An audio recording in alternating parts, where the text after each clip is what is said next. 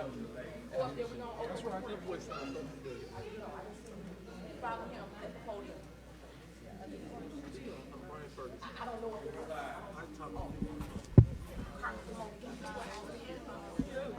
African affirmation. Charmaine is also on the prayer. We'll go affirmation. Because we don't start the meeting without asking singers permission. You said African affirmation. Well, can you do the opening and ask the singers for permission to start? Oh yeah, I know what you're saying. Yeah, then she'll do the I'll be talking to myself. I'm the oldest one here. I know. You're not the oldest, but you're here. All right. That's a beautiful thing in itself, being here still. Yes, sir. Good afternoon. Let's go. We're going live. Good afternoon. Amen. Amen. We're going live. All God's children are gathered together here. It's all right. It's all right. In the African tradition, I'd like besides me, to get permission to start this meeting by our elders. If we could get consent from the elders to begin the meeting, please stand. Our elders, please stand. If you consider yourself an elder, What you feel, brother? We want to honor our elders. Let us give our elders a big hand. Show them some love, show them some love. We have your permission to start the meeting? You have my permission. Amen. God bless you. Amen. Amen. Somebody came late. All right. okay. It's Charmaine. Reverend Charmaine. Reverend Doctor. Reverend Dr. Charmaine. Doctor, I guess I would really do something I'm not sure. Sure, let's bow our heads, please. Eternal Father God, creator of heaven and earth, we come to you today, thanking you for the opportunity to be here, to see each other, to fellowship. Dear Heavenly Father, we pray for those who are participating in this forum. Lord, those who are running for political office, Lord, guide them and protect them through this democratic process. Dear Heavenly Father, we pray for those who are in Haiti, those who are entering the United States, those who have entered through airplanes through Afghanistan. Lord, put your arms of protection around them. And of course, Lord, we pray for our children and our schools and importantly, our city and our state. Lord, we ask for healing. We ask for kindness. And most importantly, we ask for forgiveness, that we love you first and that we love everyone else second. And we thank you for the ability and the fortitude to have a vaccine to help us from this virus, protect us and guide us. And to this we give you all the thanks and all the glory. In Jesus' name I pray, amen. Amen.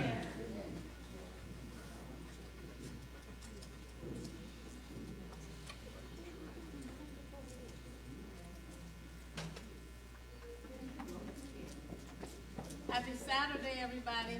Happy Saturday. Thank you. I'd like to start the day, the afternoon, with a positive thought, and have to say this is positive to me. I need a mic. Your outside voice, Tia. You know how to do it. my outside voice.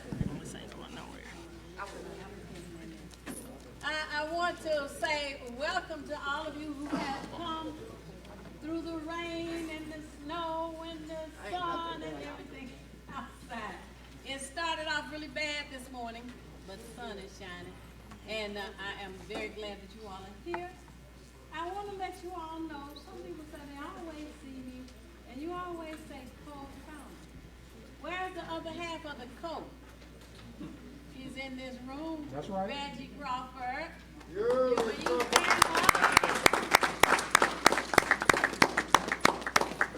He's a co-founder of Lift Research. And this year we are 29 years old.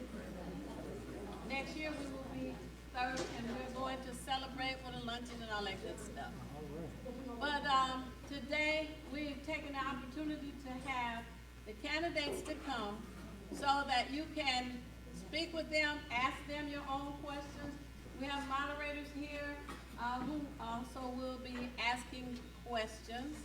And this is to help you decide who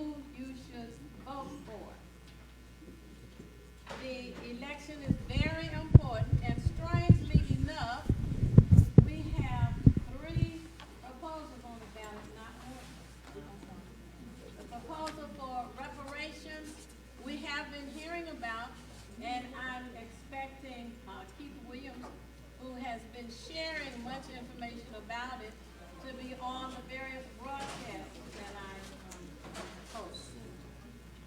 And we're going to start with the three proposals. Keith Williams is here for reparations. We have former Senator Bert Johnson. Is he here? Yes, ma'am. Okay. To tell us about one of the proposals that's been a secret. And we're also looking for Attorney Todd Perkins to tell us about another one of the proposals that's been a secret. It makes you wonder what goes on at the Election Commission. Did anybody in here get an election connection legally? Nobody got one. Okay. Well, do you want to, former Senator Bert Johnson, you want to come up to the lectern and talk about the proposals there?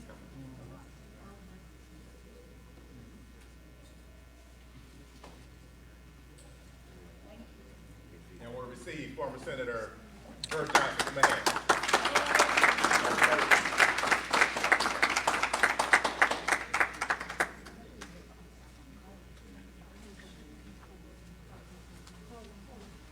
Greetings, good afternoon. Excuse me just a moment. I meant to introduce the moderators who would include Ken Coleman and Michelle Roden for this afternoon for the questioning. And that's Greetings, you all. It's good to see you all. And Theo, thank you for today's invitation. Microphone. Is that what you're saying to me? Oh, okay. Yeah, just try to amplify. All right. Well, it's good to be with you all today, and I'm very thankful that there's still a forum where there are candidates for office who get an opportunity to engage the community. This, albeit not the best attended event maybe in the city of Detroit, is probably one of the most important events in Detroit, because anytime candidates and the community can get together to get an understanding, things have an opportunity to go well. And Hood Research has been doing that for quite some time, and there's so many soldiers and warriors and people from yesteryear and current day politics and affairs in the room that I know this is an opportunity for something to go right. There's a lot going wrong in our city. You don't need me to editorialize that. People are feeling it, they're experiencing that, and they understand that. And the goodness that still remains in the city of Detroit. And I'm here to testify that there's still a good Detroit, a Detroit that people want to see thrive and be fruitful and watch it do well amongst the other cities across this country that people know mean something to the United States. Detroit is still worth fighting for, so thank you all for being here. I have the opportunity today to speak about a proposal that is on the ballot, Proposal E, which is, and I'm going to say it in its very scientific form, and then I'm going to say it in English. Proposal E is for the entheogenic use of plant medicine, specifically psilocybin mushrooms, for their therapeutic use. And so let me say that in English. It means that people who look like us, traditionally indigenous to this country, have an opportunity for the first time in the city of Detroit to, if you pass Proposal E by voting yes, and I'm a proponent of Proposal E, then you're saying you want Prop E and the entheogenic use of psilocybin mushrooms, AKA plant medicine, to be the lowest law enforcement priority in the city of Detroit for the Detroit Police Department. You're saying that for the personal possession, I'm not talking about somebody who could, you show up at their house and they got a garage full of psilocybin mushrooms. I'm saying for the personal possession and small individual manufacture, but under a therapeutic model. That means with a therapist, someone that can administer and can watch as you consume for the specific purposes, if you did not know, of remediating addiction, all addiction, crack cocaine, heroin, alcohol, dealing with those who have come away from traumatic incidents and certain stress. So for veterans specifically, for post-traumatic stress syndrome, for the alleviation of anxiety, for the remediation of depression. How many of you all know someone or are yourselves or have been depressed? I can't be the only one in this room that's happened to. Suicide is at an all-time high in our community these days. What's my point? If you are for Proposal E, you believe that there's an opportunity to come away from the pharmaceutical drugs that are put in our community. CVS, Rite Aid, Walgreens, they're the biggest dope boys, dope women in America. And if they move into your community, they're not intent on selling you Campbell's soup. They believe that there's a specific pharmaceutical opportunity for them to marry you with their drugs. I'm not against CVS. I'm not against Rite Aid. I'm not against Walgreens. But I am for your ability to manage for yourself a particular natural, non-habit forming opportunity for you to come away from some of the worst things that are happening in our community. And this proposal is put forward by a gentleman who looks just like you and me. His name is Robert Shoemake. He came to me, he talked about it, and I didn't understand it. I really didn't. But as is traditional, I did my deep dive. I started looking all across the country and frankly across the world. And these natural plant medicine remedies are the ways, not some of the ways, but they are the ways that our people have been able to heal and cure themselves without, and there are lawyers in the room, without the tortious interference of the American government and the American pharmaceutical industry running our lives. And so Proposal E is on the ballot, and we're asking for a yes vote. We are asking that you understand that this is not about the wild, wild west that we have seen maybe heaped on Detroit with respect to the way marijuana has been dealt with. This is under a specific therapeutic model. That means that people will have the opportunity to have a therapist administer it in small microdoses in a specific regimen to go after a particular problem. This will not be something that will be sold at gas stations. There won't be a bunch of dispensaries, and I'm not down on that kind of stuff. I'm just talking about the differences. Different doesn't mean deficient, it's just different. But this is not marijuana. This is plant medicine that is absolutely going to be looked after under a therapeutic model. So we're asking for your yes support, your yes vote, and to tell all your family and friends to do exactly the same. I don't know that there is any real competition for us in the market, but I'm certain that someone has an opinion that differs from mine. If there are any people who have any questions, Theo, I'm happy to take them. Otherwise, I'll thank you and take my seat. Yes, ma'am.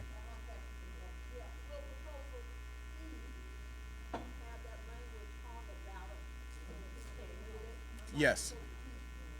Yep, if I can, let me see if I can read it to you. I'm going to tell you exactly how it appears. But we're going to be mailing, we're going to be talking to people in the community. We want people to be educated. We don't want folks to have to search for this on their own and try to make their own sense of it.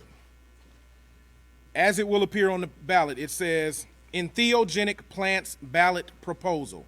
Shall the voters of the city of Detroit adopt an ordinance to the 2019 Detroit City Code that would decriminalize to the fullest extent permitted under Michigan law the personal possession and therapeutic use of entheogenic plants by adults and make the personal possession and therapeutic use of entheogenic plants by adults the city's lowest law enforcement priority.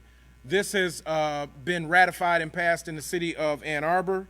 It has happened in Oakland, California. There are other cities that are undertaking the same ballot measure. And this is a decriminalization effort. I want you to understand that. This is not legalization. Decriminalization means that you take the police stigma and the element of crime reduction from their perspective out of the mix. Legalization means that you go against what is probably a current law and you legitimize something by making it legal. This is not that. Under the federal statute, it would still be illegitimate and it would still be on the schedule as a Schedule 1 as a controlled substance. This is one of the first steps you take toward eventual legitimization by a legalization effort. So this is decriminalization. Hold on. It is a hallucinogenic in its natural state, but as a in a microdose scenario, it is not a hallucinogenic that ever becomes addictive, and even in its traditional hallucinogenic state, it has a non-addictive quality. So this is not something that you can overconsume and that kind of thing. And people who have utilized mushrooms for years, for centuries, will all testify to the fact that, albeit a hallucinogenic, it is not dangerous in its hallucinogenic form. I hope that answers your question. Anyone else? Thank you all. Have a great day.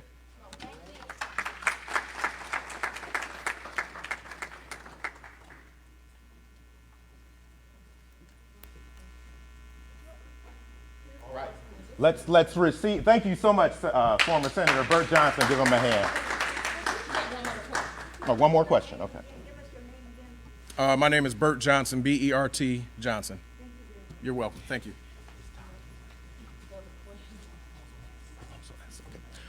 All right. Thank you very much for being here. We're going to keep the program going.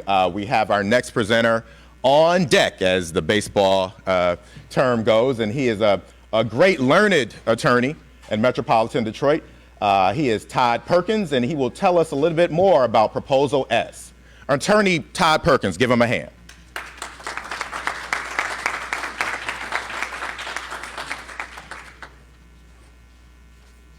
Thank you. Good afternoon. God is good, isn't he? We are the most spiritual people, but seem to be the most persecuted people, right? And I find this out in this battle that we have for reparations. We even fight against ourselves for something that we should be entitled to. And it was just a little bit of backstory. How I got involved in reparations was, even though I was a history major in college and went to a pretty decent school, you never talked about that, and that wasn't fed to us. And this conversation came to me from, everybody knows Keith Williams, who's at the Democratic Black Caucus, and Alexis Ramsey, one of his vice chairs. They were talking about Evanston, Illinois, and that it's a reality there. Something that I thought was at one point in time fanciful and just, well, fantasy, could be a reality here. So when they brought that issue to us, recognizing, tacking this not from H.R. 40, which was John Conyers' dream, and living it, but to do it on a local level. Why not us control our own environment? Although this is a majority black city, we're still not in control. But yet we're the ones who vote, and we're the ones who should vote. I guarantee you all the people in here are gonna vote. So if nothing else, this carrying this message to you so that you can carry it to others is the way that we have to bring the message, although we do have a mailer coming out. So what you have is a situation in which we recognize in the city of Detroit, you'll have to, in order for our major theme and our major goal is to do things on our own. That's the only way we get things done, and that we own our own. And as a history major, I have my own beliefs about the civil rights movement. It was more economic than it was equality. They just wanted our economy to be infused into their economy so that they could continue to disenfranchise us, give us a check.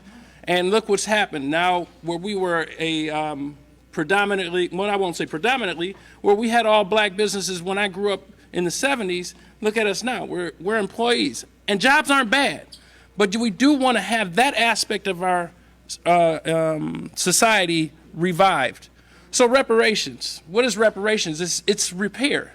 It's nothing more than repair. And if no one knows, every sector of society, cultural, racial, other than African Americans, have been in America have been given reparations. The reluctance to, my belief is the reluctance to give us reparations is that it will be an acknowledgement by white America that we've been done wrong.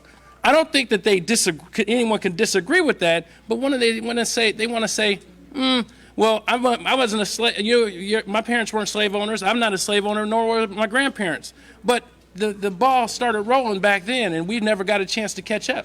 We've never even had an opportunity to get square. And if you listen to the former vice president, he says that systemic discrimination doesn't exist now. So we all know that's not the case. That's the reason why when you fill out an application and you got a daughter named Tamika, she's less likely to get a call back than somebody named Mary. So those are the insidious ways in which it still permeates.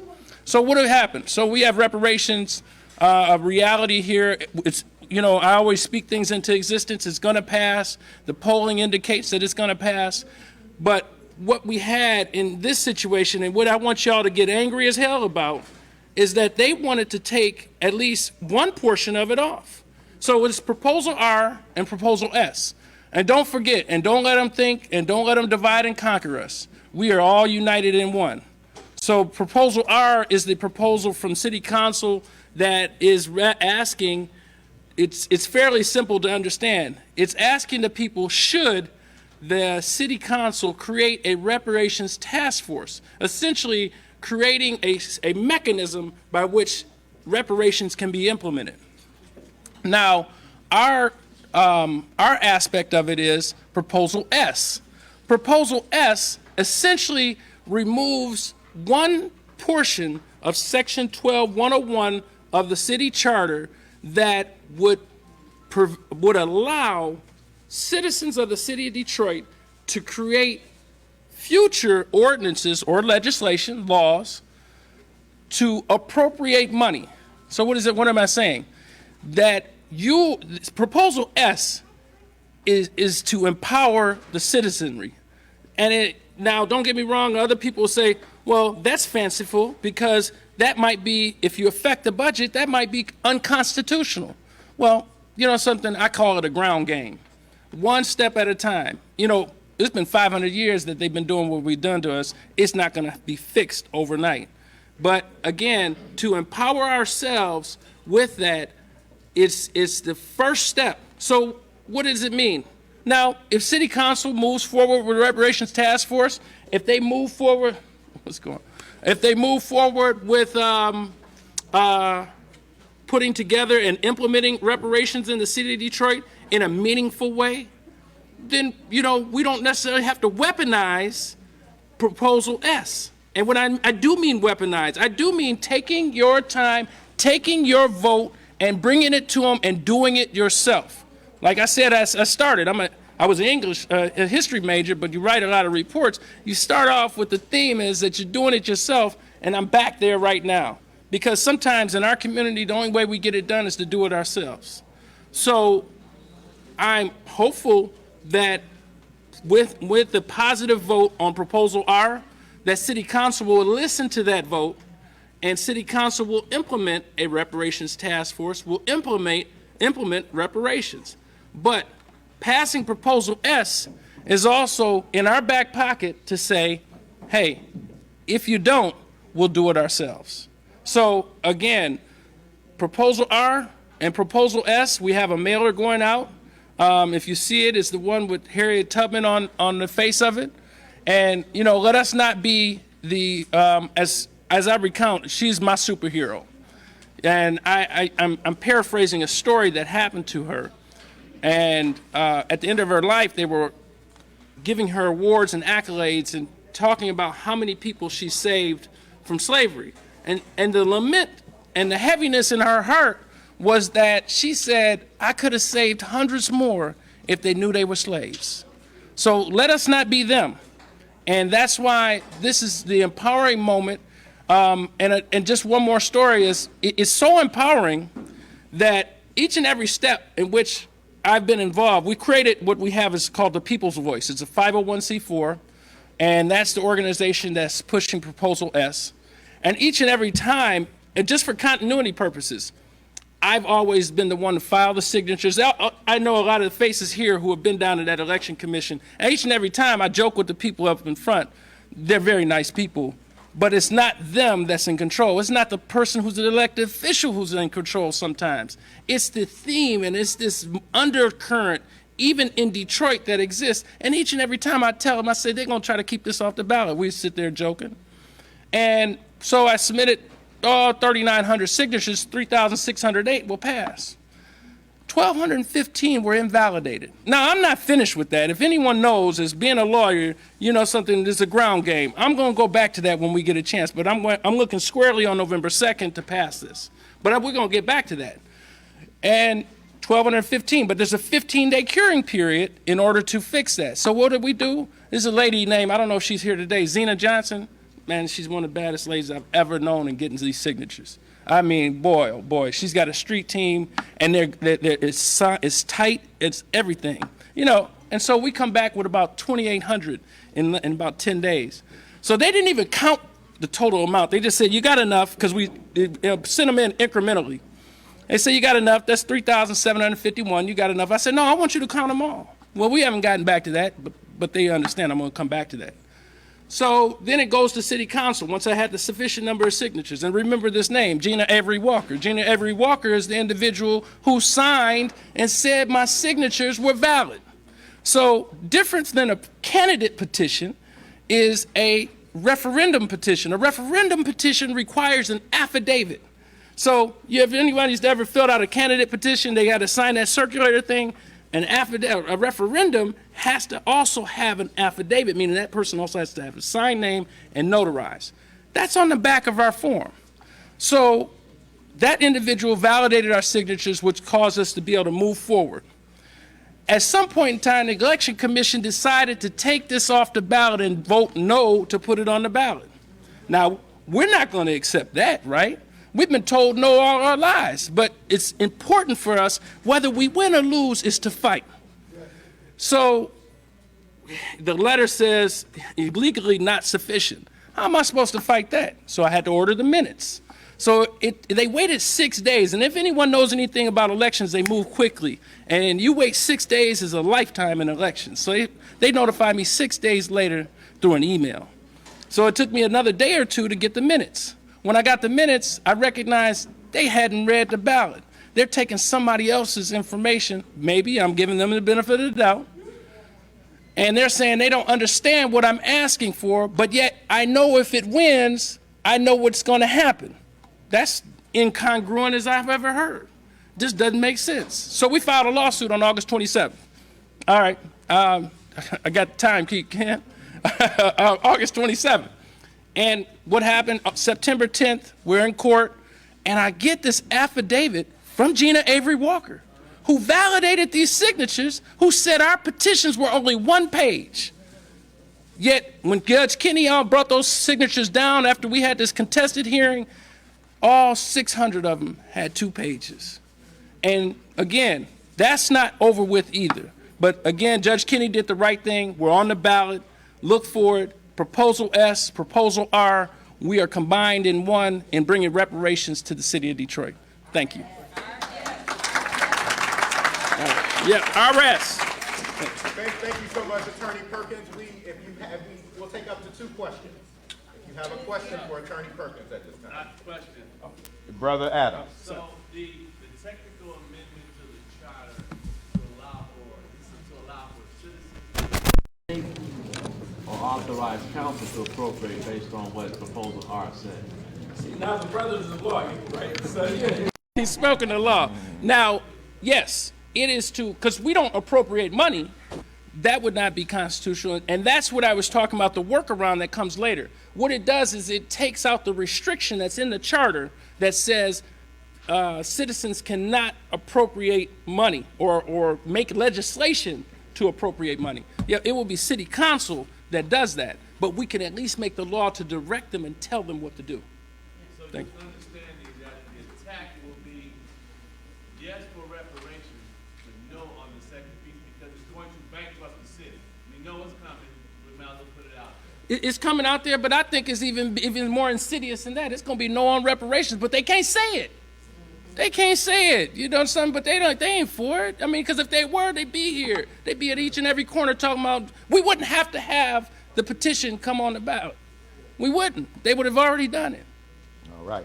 Brother Hodo for the final question. Yeah. Thank you, Brother Adams. I know you were talking about getting money, but is it a piece in here for acquisition of land? But all of this land is being unused throughout the city, and the original documentation, as a historian, you know, was 40 acres of the mule. Absolutely. So is there a piece in it for acquisition of land? Well, that's to be decided by people smarter than myself. But here's the thing. You have like things, opportunities that are coming. If you get rid of I-375, that was an area that was black bottom, why do we not get preferential treatment in land in that area, in that prime piece of property? Absolutely. This is to create a momentous effect not only here, but across the country. So that, to answer your question, absolutely we should have an opportunity to share in land that we have been taken, that's been taken from us. All right, let's hear it again for Brother Todd Perkins. Thank you. Good brother, always on the case. Again, I'm Ken Coleman, one of your co-moderators this afternoon. Give yourselves a hand for being here. I just wanted to take a point of personal privilege before we get started in the meat of today's conversation about the Board of Police Commissioners, and just say that I'm very honored to be here as a co-moderator. I was a very young talk show producer in the early 90s when Theo Broughton and Brother Reggie Turner were regular callers, certainly activists in the community, but they were regular callers to WQBH radio and all the WCHB, the whole Detroit Talk Radio family. And Reggie Crawford, pardon me. I remember being a young guy and learning so much from Theo and Reggie, and remembering talking to Theo after one of the talk shows. We talked sometimes, Theo, for a half hour, an hour after the show. And Theo said, I'm going to start an organization. I'm going to start a grassroots organization to analyze community issues, to take a position on community issues, and be what I have always been, effectively, what she was saying was an activist. And that was Hood Research about 30 years ago. So again, I'm proud to be here. I can remember, I'm old enough to remember when it started, and has followed Theo and Reggie's career. So proud of you, Reggie, and all the work you've done with the Detroit Police Department, the Wayne County Commission, or Wayne County Sheriff's Office, and of course the Board of Police Commissioners. And so that is the meat of that's the thrust of our conversation today. We'll hear from candidates who are running for the Board of Police Commissioners, and I'm going to turn it over to my co-moderator, Michelle Broughton, who will give us more. Thank you very much. I'm Michelle Broughton, and if you haven't guessed, I am the daughter of Theo Broughton. I'm a precinct delegate, also an activist, and I'm an educator. But before we get to our police commissioners, I'd like to bring up a special candidate running for mayor, and that is Attorney Adams.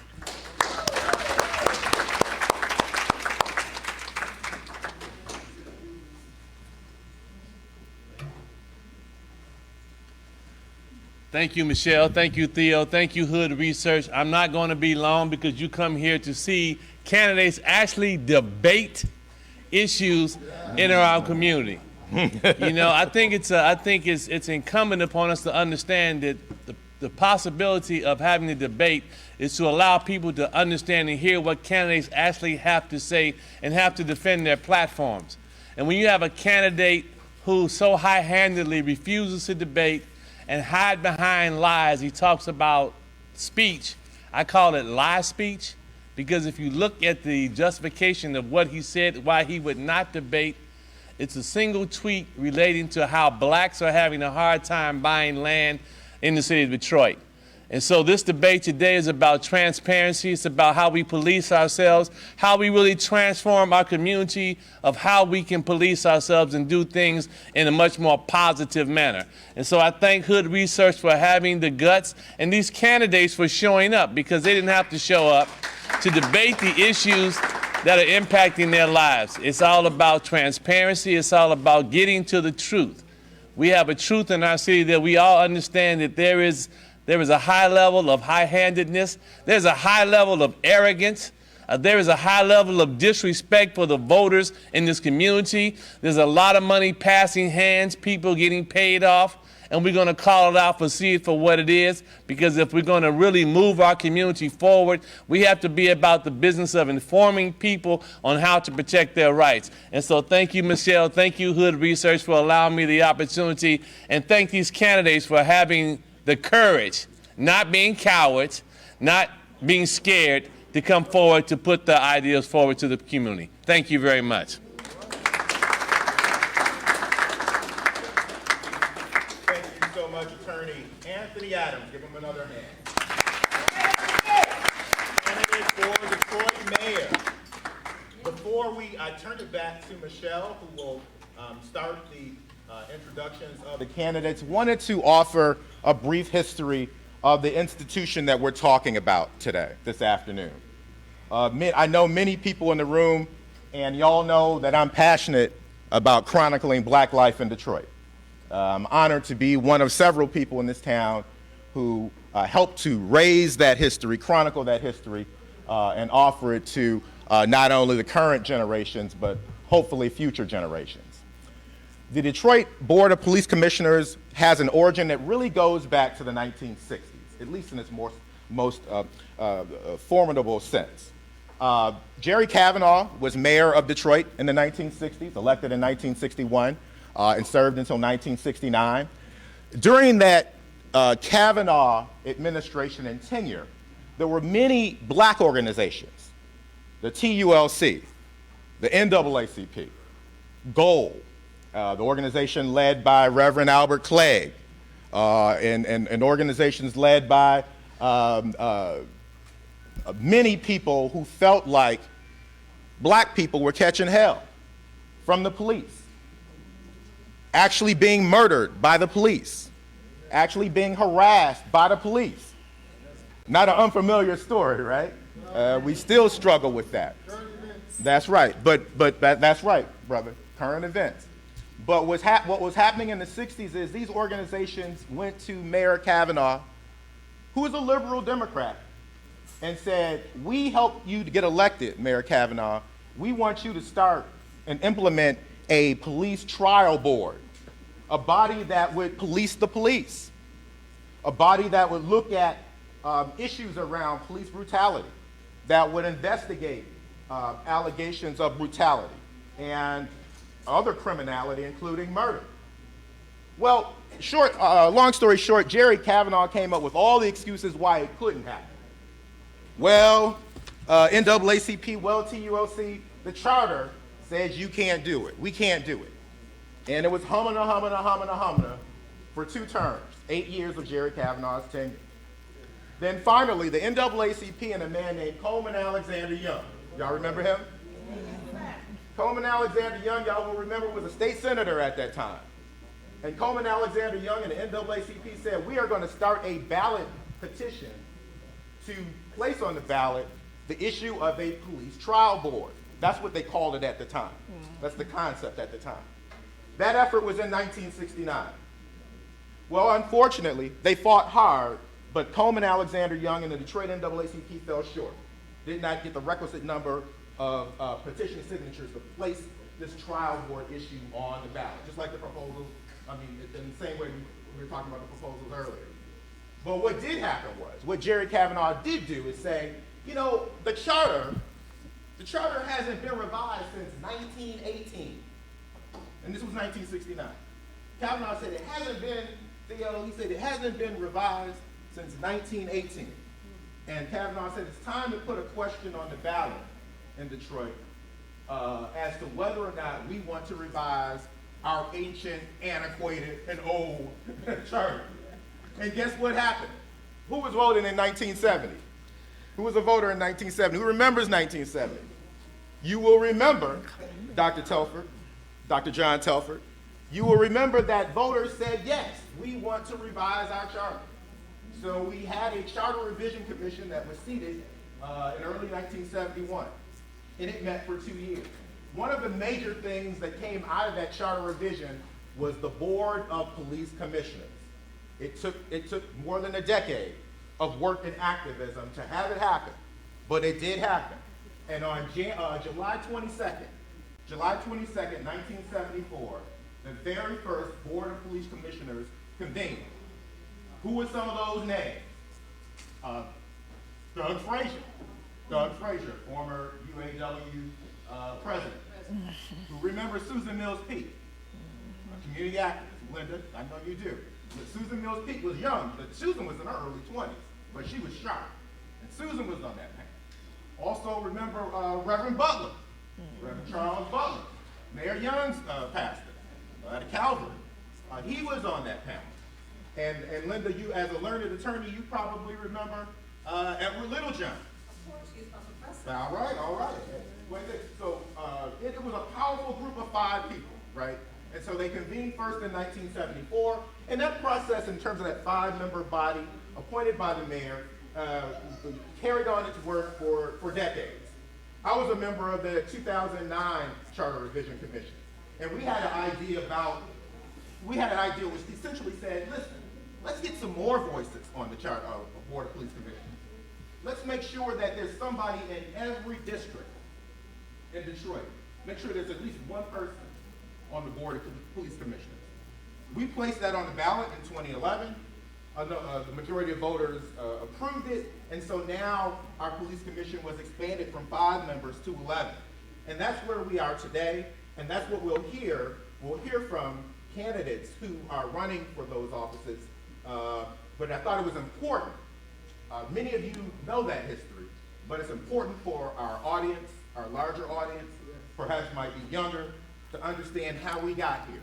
As I turn it back to Michelle, I'll just close by saying, activism is important, right, Brother Reggie? I mean, we didn't get this police commission without fighting for it. We had to fight for it. We had to fight a liberal Democrat, Jerry Kavanaugh, who otherwise was a pretty good man. But he found an excuse, or his lawyers found an excuse not to have one. Now we have one. My last editorial comment, shall it never go away. As long as I'm a Detroiter and I got to vote, you'll hear me, you've heard me over the years. The Board of Police Commissioners is a very important body, perhaps in many ways, as a black man, more important than the Detroit City Council. And so we ought to treat it that way. I'm glad to be on this panel, and I turn it back to Michelle. All right. Thank you, thank you. So what we would like to do now is introduce the different candidates. They're going to introduce themselves. They have 2 minutes, and then somebody's keeping time, and then we will have questions. But you want to hear why they're running. You want to know their name. You want to connect a name with the face. And so we're going to do that, and then we'll have questions after the introductions. So we're going to start on my right and have them come to the podium because this is fixed. And I should say, Michelle, this is a part, I'm going there. You know, ground rules are important. And I just want to make sure we've got the timekeeper. Yeah. And everybody focus your eyes on the timekeeper. 1 minute left is the blue. 15 seconds left is the pink. Stop.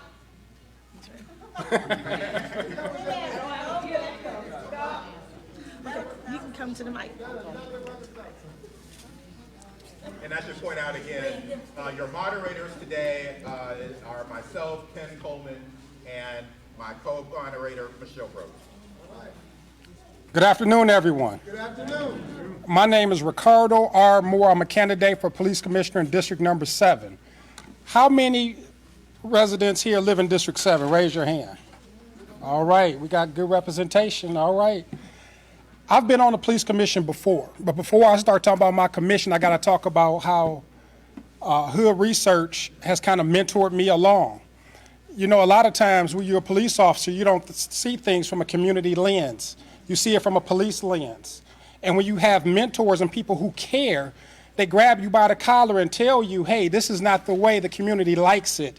This is the way we need it to be. And I'm glad I had the opportunity to meet a Reggie Crawford, a Theo Broughton, a Henry, a Tawana, William Davis, who endorsed me. He's the present police commissioner in District Number 7. You know, these things mean a lot. So you are my bosses. My mantra is that I work for you. You're the bosses. I'm born and raised in the city of Detroit, graduated from the Murray Wright High School, which is now Frederick Douglass, going on to Western Michigan University where I majored in criminal justice. Central Michigan, I have a master's degree in public administration, honorably discharged from the United States Army, quartermaster soldier, as well as being an MP. I've worked on the local, state, county, and federal government law enforcement. I worked under the late, great Benny Napoleon, which mentored me, and he wanted to make sure that we can compete not only here in the city of Detroit, but across the United States of America against people. And that's who brought me up. I do advocate for you, and again, you are my bosses. And I gave out my card earlier, my telephone number for anyone who's interested. Just because I'm in District 7 doesn't mean I can't help you elsewhere. 313-215-0398. 313-215-0398. Thank you, and God bless each and every one of you. One last thing, can you tell them what streets will be your boundaries? Generally speaking, District 7 is Rouge Park, McKenzie High School area, Cody High School area, Winterhalter area, Dexter Davison. On the far west is Savoy and Joy Road, Dexter, I-96, Linden, Eaton, and vacillates back and forth.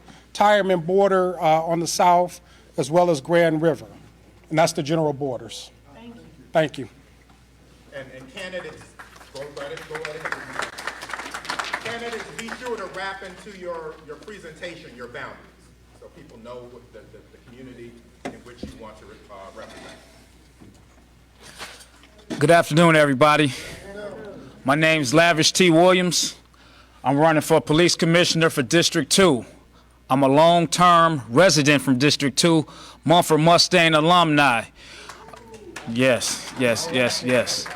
I'm running for police commissioner. Well, actually, before I tell you why I'm running for police commissioner, let me share my boundaries. The boundaries start from 8 Mile and John R. down to 8 Mile and Southfield up to 6 and Southfield. It kind of wiggles its way past 6 and Hubble down towards Linden, back up Linden towards, I'll say, right before Davison, around the Oakman, Focus Hope area, back around Highland Park area, just to give you guys kind of like an area that District 2 covers. So Mumford, Renaissance, some of the Central High School individuals might live in that area, but it cuts off right there. However, I'm running for police commissioner because me sitting in a meeting once upon a time ago, I was listening to issues and concerns that a lot of the citizens and the people had. I never paid it too much attention as far as me being the individual that would want to run for this position. But after gathering and meeting individuals, hearing issues and problems, and them being able to relate to me and me being able to relate to them, being young and old, I felt that I would be a great candidate for this position. Maybe they can hear my voice, and my voice can make a difference and could be the change for the people in the public to work for you. So.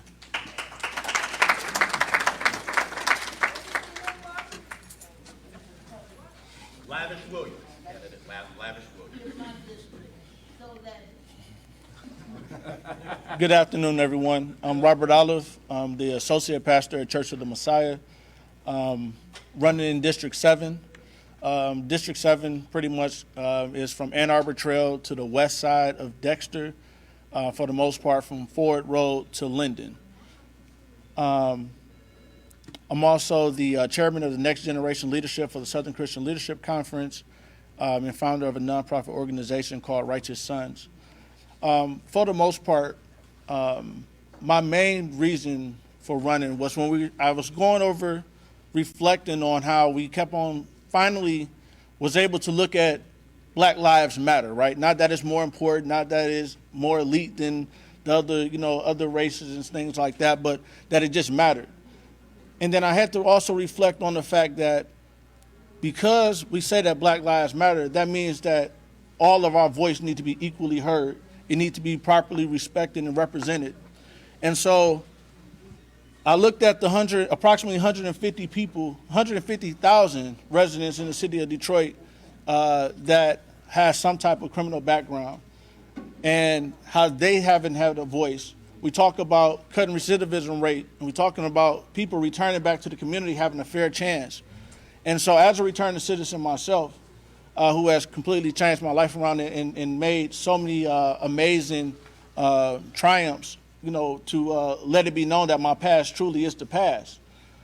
I wanted to make sure that I could properly represent the people as a whole for the city of Detroit and for District 7, but more importantly, those individuals who haven't had proper representation, haven't had no one to look at the things that go on when we talk about police encounters from the perspective of those people who have had negative encounters with the police. And so that's one of my main reasons, and just truly honored to do whatever I can do to continue to help our community and our city thrive and continue to be the best that it can be. That's it. Robert Oliver. Robert, last name Oliver.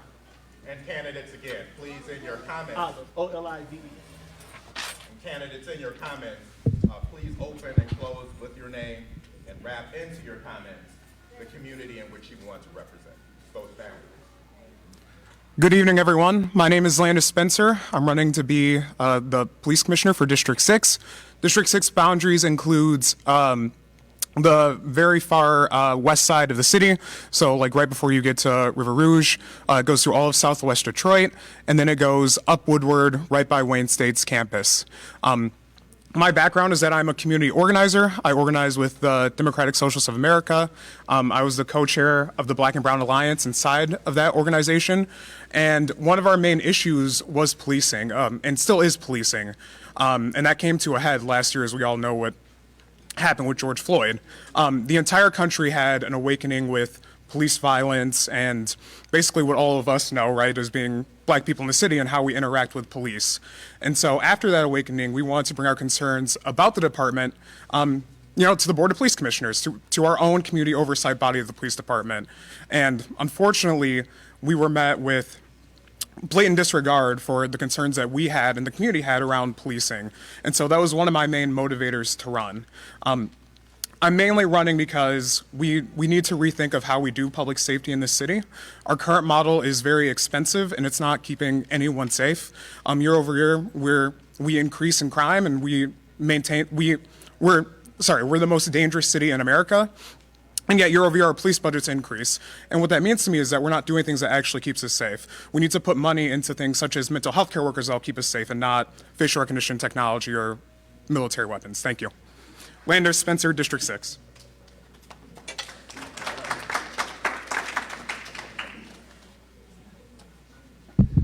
Good evening, everyone. My name is Ortegas Jackson, write-in candidate for District 2. History. Well, I've been on boots on the ground for the past at least 20 years, trying to save our community, helping our people in the community understand the policing as well as policing understanding the people. My objective for running for this position is to basically to bring the community and policing together to understand one another and to stop the killings on the streets. I deal with many of the schools in the 2nd District as well as all over the city of Detroit. Was a member of Detroit 300 as well as the Marcus Garvey movement as well as ALPAC, which is an organization that prevents sex trafficking on our teenagers. That's basically. My boundaries are from 6 Mile to John R down to 7 Mile, 8 Mile on down to shoot around. It's, like he said, it's difficult, but it shoots down Southfield back up to almost in Rosedale Park, around Rosedale Park and Dustford. And my name again is Ortegas Jackson. That is spelled O-R-T-A-G-U-S Jackson, J-A-C-K-S-O-N. And as a reminder, candidates, you're talking to voters. There's prospective voters out there. It's to your advantage to say your name as many times as you can and let them know where you want to represent. So this is your opportunity. Yes, ma'am. How you doing? I don't want to get too close to the mic to spread any EBGB, so can you hear me? No. Okay. I am Tamara Liberty Smith. I am running for police commissioner in District 1. I am a former precinct delegate of 254. I also am a former city council candidate who actually made it to the general, so I am excited about that in 2017. I'm honestly continuing to do what I've already done for you, and that's advocate for the community. I'm known as the crime fighter in the community. It's very, very concerning to me of the timely manner that police are not getting to the residents. I'm concerned at how we're not all treated fairly. And I could say that because people come to me because they feel like they can come to me and get faster results than they can if they actually went to the police. So I'm here to represent and fight for you. I'm also against facial recognition. I am not for the recognition because it is not serving fairly in the marginalized communities and people of color, and it has been wrong. It has wrongly convicted others, and it's not anything that we should stand on right now in this time. The technology has not advanced itself for that. Seniors, I'm extremely concerned, and you are the voices of our city. You are the ones that actually vote. You are the ones that I am concerned about, and I want to continue to protect you and continue to advocate for you and be of service for you. And that's my job, to serve you. I am Tamara Liberty Smith in District 1. That is Rosedale Park, Grandmont, Brightmoor. It ranges from Ardmore, the end of our district, which goes down from 7 Mile all the way around to 96 and Fullerton area, all the way to 5 Point, which is the first block of Redford. So once again, remember my name, please. I am Tamara Smith. I am a write-in candidate this time. Tamara Smith, District 1. Thank you. I want to point out, as you know, we are in a room named after an esteemed member of the U.S. House of Representatives, Carolyn Cheeks Kilpatrick. Thinking about her this afternoon, give her a hand.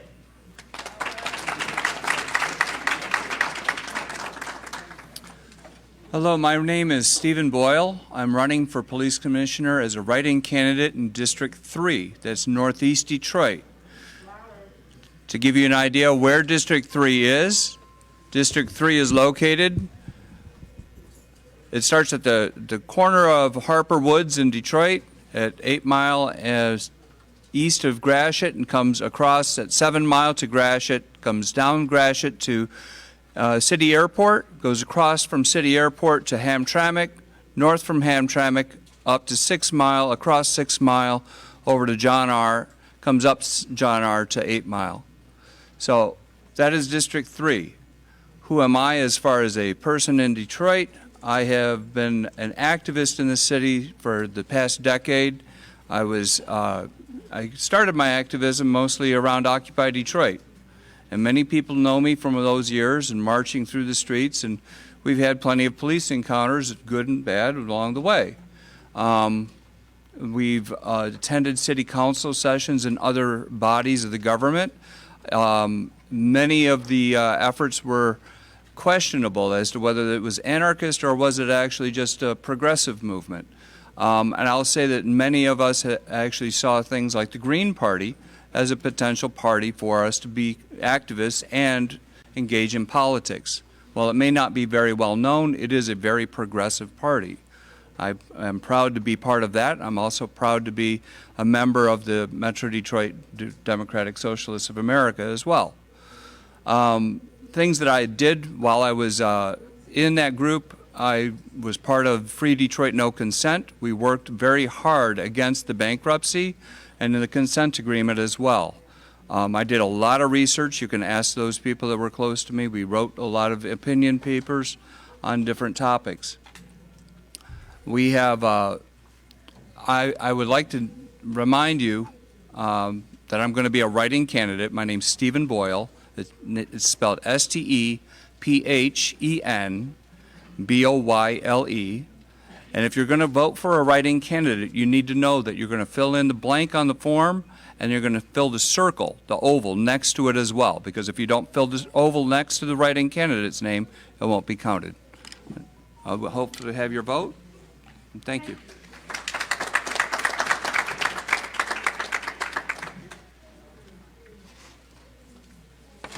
Hello, and thank you for having me here. I'm Scotty Bowman. Okay. Well, I guess it's because I'm in District 4 that I'm hearing a response. And by the way, my name will appear on the ballot as S-C-O-T-T-Y-B-O-M-A-N. There's no W in my name. There may be someone's name near me who has a W in it, but not my own. And I'm running for police commissioner for District 4, which we're in. We're actually in the edge of it. Most of it is bounded by, I would say, Connor, Gratiot, Harper Woods, Grosse Pointe, and the water. However, there's plenty of District 4 that is not within those boundaries. And I can include, for instance, where we are. Some along the western edge, we got like McClelland and Bewick. We got other streets. On the above Gratiot, we even have a little wedge between Gratiot and McNichols, which is in District 4. One thing I noticed, I really enjoyed hearing that list of the original police commissioners. And one thing is, I have a lot in common with them. I'm not a retired police officer. You got to ask, why wasn't the first board of police commissioners made up of police officers? And the answer to that question is, it's not part of the police department. Unlike maybe in other cities or like in Batman or General Hospital, the police commissioner is not like a co-chief of the police department. The police commissioners are here for civilian oversight to review cases of people who are victims of abuse. And we do have abuse in Detroit. While George Floyd died when he was put in a suffocation position, we had Nakia Wallace here in Detroit. She was put in a chokehold. She didn't die. But it could have been the other way around. Detroit is not immune to abuse. We need strong oversight in Detroit. Thank you.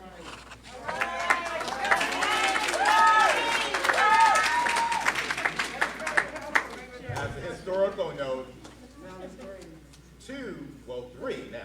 three people who were murdered by police. The list is long. But Leon Mosley, a 15-year-old African-American boy in 1948, he was a Miller High School student. Cynthia Scott, people remember the Cynthia Scott case of 1963. And as Gary Hunter pointed out, Malice Green in 1992. Good afternoon. First and foremost, I want to say this. I am a proud retired police officer of the city of Detroit. I serve you on the front line like so many great officers in the city of Detroit. I'm a veteran of the U.S. Army. I serve you in military. I don't apologize for my public service. I spent 32 years, and keep in mind that black police officers were in the forefront before we had a board of police commissioners. We advocate on your behalf through the Guardians Police Association and other black associations, not only here, but across this country with the National Black Police Association. So my record speaks for itself. I don't apologize, I reject that. And I want to say this to you, that we made a difference. My brother Crawford and others here, we made a difference. We didn't ask for accolades, but the records speak for here. I'm running for re-election because this is the time for a progressive commissioner, and I'm part of that. I'm not talking about locally. We have a president of the United States, we have a vice president, they're advocating police reform. And I serve with the National Association of Civilian Oversight for Law Enforcement. And I know that Justice Department is pushing those issues out that you don't see, that we don't see, but I'm involved with that. So I want to see the work continue, not only locally. The issue that we have is in the community, but you are the voice. Unfortunately, the Charter Commission did not make the dent in terms of the reform they should have made with the body of police commissioners. Now, we don't have that power. We handle non-criminal complaints. The issue that we should be dealing with, we don't have that authority. Keep that in mind. But within that policy, facial recognition, we wrote the policy on the body cameras. Those issues you see the consequence of. We serve this community. Is my time up? And I'm Willie Bell, District 4, it's been already explained, from the river, Connors, all the way up McCullough, all the way up to Gratiot and Airport, and all the way down over to Morale. Thank you for the opportunity. I look for your vote on Willie Bell, District 4. Thank you.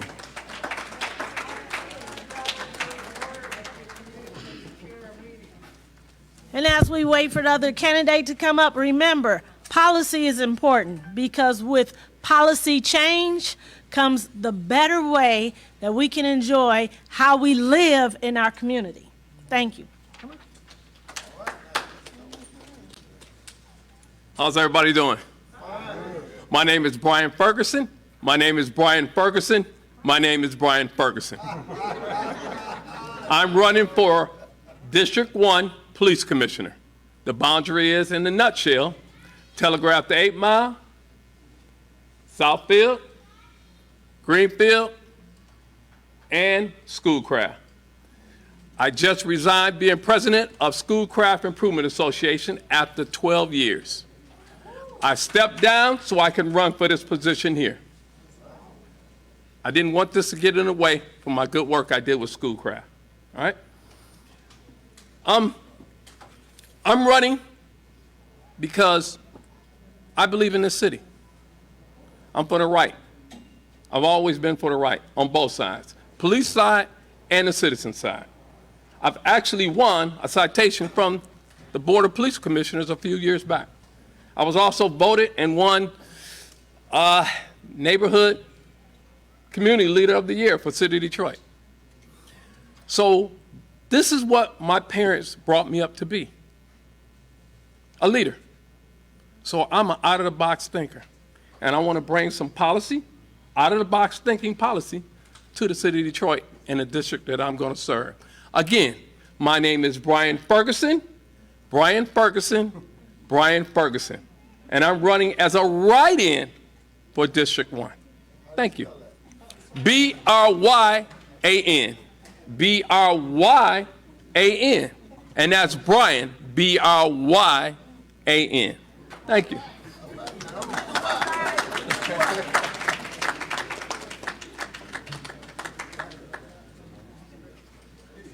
Good afternoon, ladies and gentlemen.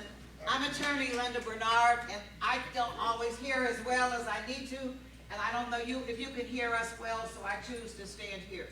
I am your police commissioner in District 2. District 2 includes not only WC3's up to WC3's campus on the west side, but also U of D, all the way back to the new home of Amazon, which I'm very proud of and which will obviously employ a great number of people in our community. I'm an attorney. I'm a public interest lawyer. I've won 3 public interest law cases in the Michigan Supreme Court. I'm used to the law. As a civil rights lawyer and as a criminal defense attorney, I have protected men and women in this community my entire career. What are my priorities as a police commissioner? Number one, I'm the only lawyer on the commission. So I'm the only one who can truly interpret statutes, ordinances, etc., and policies. Recently, I was named as the chair of the policy committee. I'm really excited about that because all the things that you talk about in terms of police misconduct or conduct are in policies. Search and seizure, no-knock warrants, etc. All of these things are related to policy. Search warrants, everything. So this is important to me because I have now asked the dean of Wayne State's Law School to participate with me and the members of our committee in reviewing these policies. So I suggest that we're going to have a lot of very, very important changes. What are my goals? 3. There are 3 of them. First of all, to reduce gun violence in our community. How do I want to do that? I want to do a gun buyback program. And I know that the women in this room will respond to that because you will take the guns from your boyfriends, husbands, sons, and turn them in for money. And I'll pay for bullets as well. Secondly, I've already suggested a constitutional review of all of our policies. It's more than just what we think. I mean, there really are precedents and so forth that relate to this. And then finally, I want to stop the stop and frisk of black people in this community. What you see a friend of mine who's a police officer told me the only place it's safe for 5 black males to be is a basketball court. That's a disgrace. And it's happening in this city, and someone complained to me about it yesterday. Thank you. A man you. with some gray hair, believe it or not. So I want to thank you for giving me this opportunity to be here. There's literature outside on me. Please pick it up on your way out. Again, my name is Attorney Linda D. Bernard. Thank you. Thank you.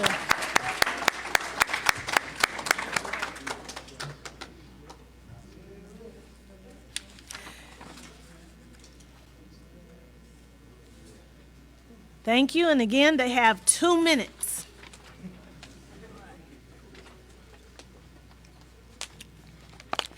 Good evening. How everybody doing this afternoon? I'm District 5 Police Commissioner Willie Burton. I represent communities like Boston Addison, Indian Village, part of downtown, Midtown, Harbortown, LaSalle Gardens, the New Center area, and then also neighborhoods that's in between.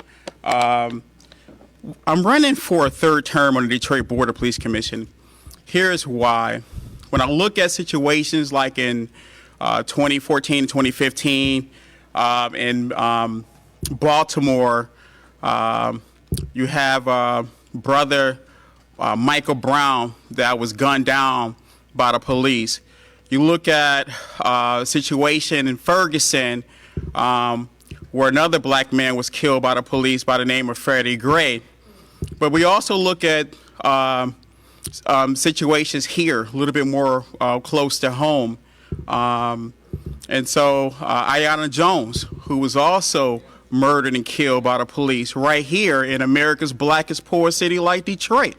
I look at innocent protesters that's recently that was shot with flash gang grenades, rubber bullets, thrown to the ground and treated like criminals for exercising their constitutional right, freedom of speech. I'm running for so many different things like banning facial recognition that cannot, that misidentify a person of color that doesn't have the resources for a good legal defense. It criminalizes those that wake up every damn day in poverty.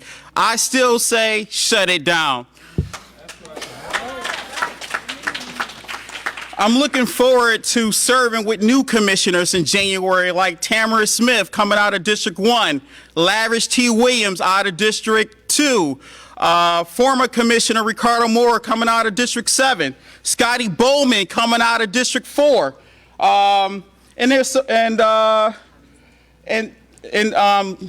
Landis Spencer coming out of District 6.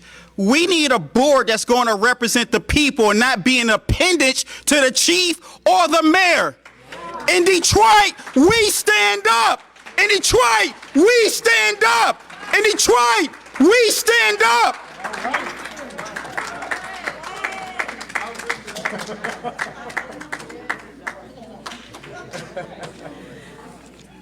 afternoon, ladies and gentlemen. My name is Vanessa Simpson Olive, and I live in District 3 for over 50 years. I'm running for city council. I ran for previous elections in different races. I ran for Secretary of State, I ran for state representative, and now I'm running for council, city council, District 3. The zip codes for city council, District 3 are 48203, 48234, 12, and 13. And that's between 6 and 8 Mile, John R. Kelly, basically. Okay, so, and that's the 3rd district. Again, I would like to fight for our people. I would like to stand in lieu of our people against policy against us in regards to, for instance, when they took our houses for granted and overtaxed us. I would like to get our tax money back.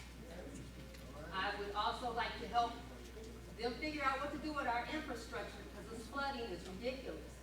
I'm a person that believes in beautifying the area. I would like us to have flowers, plants, trees, and some paint. I believe in block clubs and block club associations and affiliates. I believe the better we know each other, the safer we are, the more comfortable we can live. I would like to stand in the gap for people that we need to reach back and pull up. I'm an Obama grassroots walker, and Obama grassroots walker was the founder of Grassroots. They call me Queen of Hearts of the Obama grassroots walkers. I'm vice chair. I also am a former Southern Christian Leadership Conference vice president. I was a precinct delegate. Even further than that, I used to be a realtor under Philip Cole Jr. So I got a chance to understand what zoning principles are. We have lots of land in, develop in District 3. Vanessa Simpson Olive is my name, District 3. Please vote for me. Write me in. I'm a registered write-in. We have a lot of write-ins for some tricky reason in Detroit.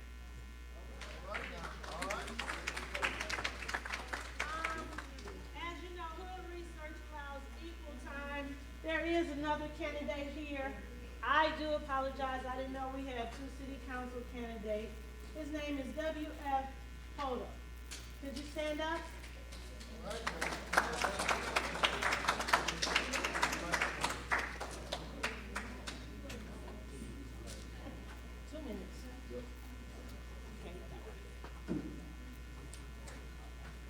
While he's walking to the mic, we want the newspaper man to tell you about his newspaper. All right, many of you know me from TV 33, 88.1 FM for about 20 years.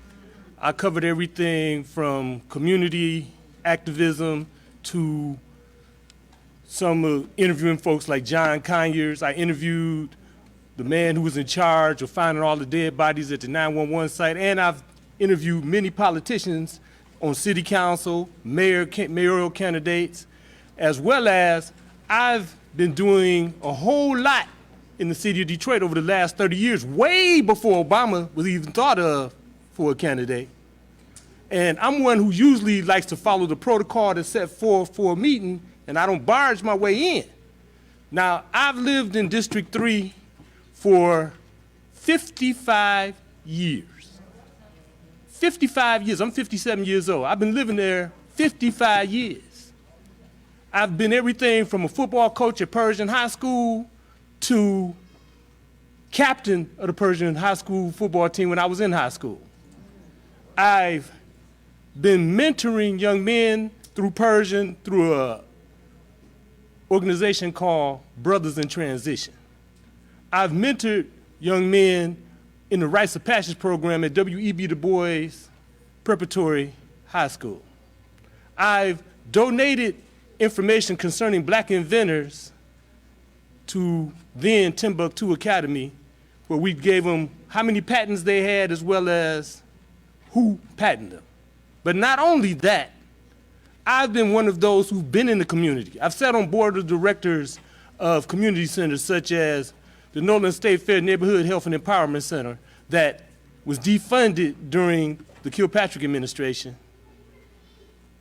I've also walked hand in hand with those in my community to deal with dismantling drug houses and a whole lot of other things. Now, my name is W.F. Hodo for District 3 City Council. I am a write-in. And look, 6 letters, you can't mess that up. W.F. Hodo. Thank you.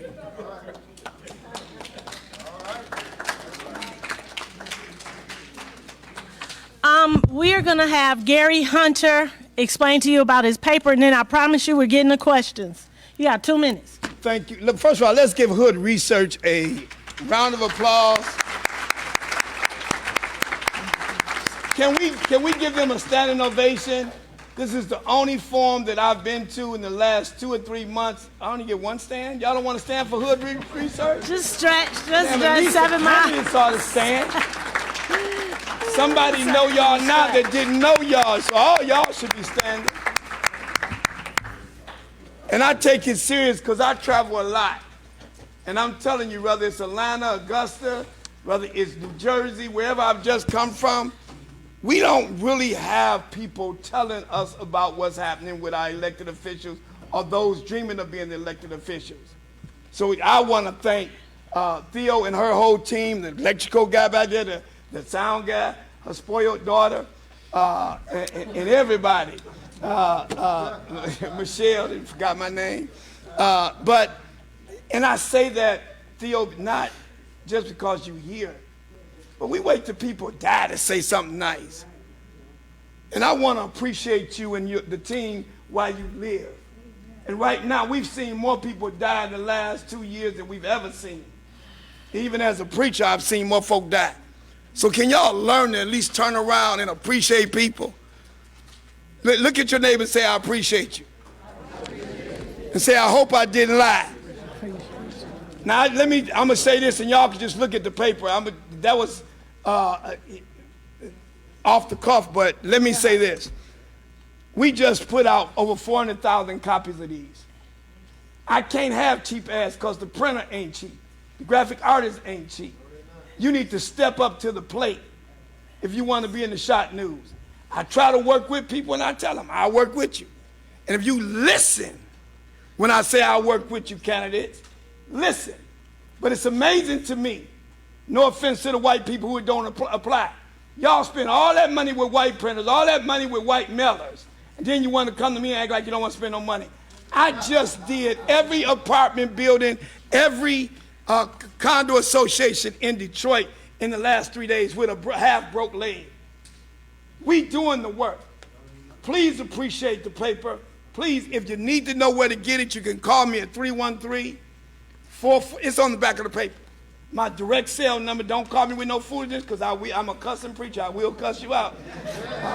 But listen to me on this writing stuff. If I can give y'all some advice, y'all need to get some stickers. Let's be smart about this. Don't blame the clerk because you didn't do your job. Don't blame the clerk because we didn't get our signatures in. Let's just do something else. Stop the blame game. Let's get on the work game. If we want new commissioners, we want new city councilmen, let's get a label and give it to the people and stick it on the ballot. And I ain't gonna charge y'all for that, but I'll send you a bill. So thank you, Hood Research, for being out in the community, and whatever I can do to help y'all, let me know. If you got something legitimate going on, as much as I travel, I try to be back here for events. I know I'll be in Chicago with Obama next week, but I'll be right back. But the real bottom line is we got a serious race going on, and we got a mayor that's about to bring the hoe that he was screwing back to be the first lady of the city. Somebody talked to me, gave her $300,000. Thank you. Thank you very much. Oh. Okay. Now we are to the point where we have questions. I do have a small announcement. There's another write-in candidate. You could just stand up. Her name is Cheryl Anderson. Kenda Anderson, write-in candidate for city clerk. City clerk. Thank you.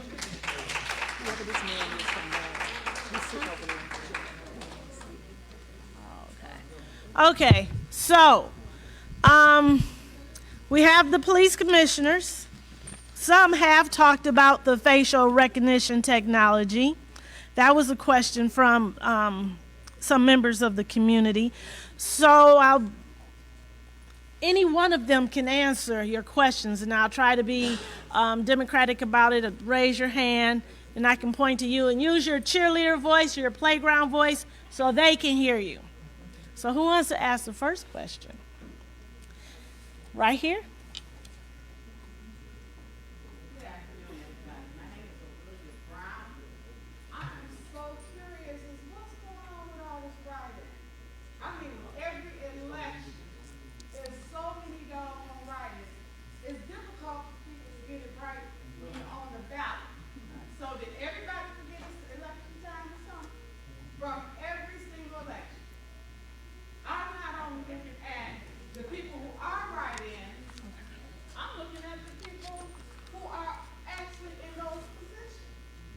The police commissioners that's in the position? This is the quietest election across the board. Say it again. You? Was you Okay. being quiet because you didn't want nobody to run against you? Yes. Or what's wrong with that? Is she crazy? I'm not crazy. Okay, can we have her answer it? Yep. All right. I can take that question. Please come on. I agree with you. It is a very different election. I ran for council in 2017. I went personally when I collected signatures and not door to door in my district. I was just as appalled as you that I didn't make the ballot. I never wanted to run as a write-in. I believe in my city. I do what people are getting paid to do for free. I advocate for the community all the time. This is what I'm known for. I'm known by every news station. I'm known by our previous police chief, our current deputy chief. Many of the police stations that we have in Detroit know who Tamara Liberty Smith is. So I'm just as appalled as you. This election, you're not crazy. The election is different. It is quiet. I do not know what's going on. I had a double retinal detachment, speaking for myself. I went blind during this election. I just had eye surgery September 9th. I was unable to see, so I'm very late in the race, but I agree. I don't know if that answers your question, but I don't know. Whether I get elected, it's not going to change who I am. I'm going to still do what I do, work for the community.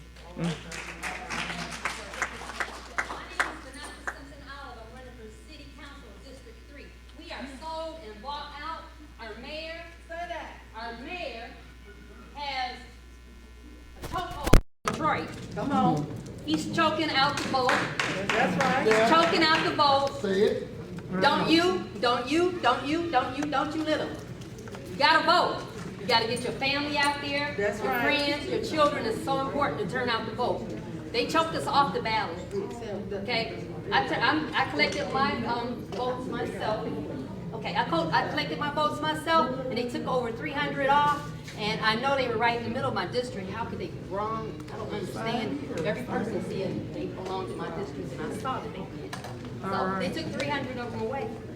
However, now we're all registered write-ins. They kicked everybody off the ballot except for the incumbent that was being investigated shortly after, and I'm sure they do.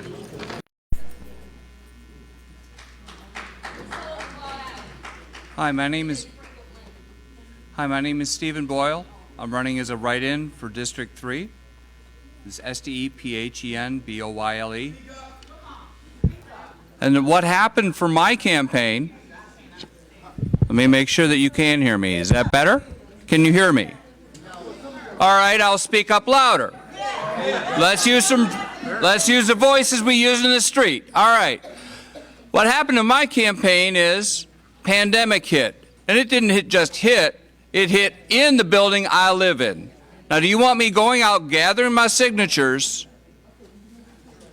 I was vaccinated, but that doesn't mean that I feel safe going out into the community with the pandemic situation in a multi-resident location where I live.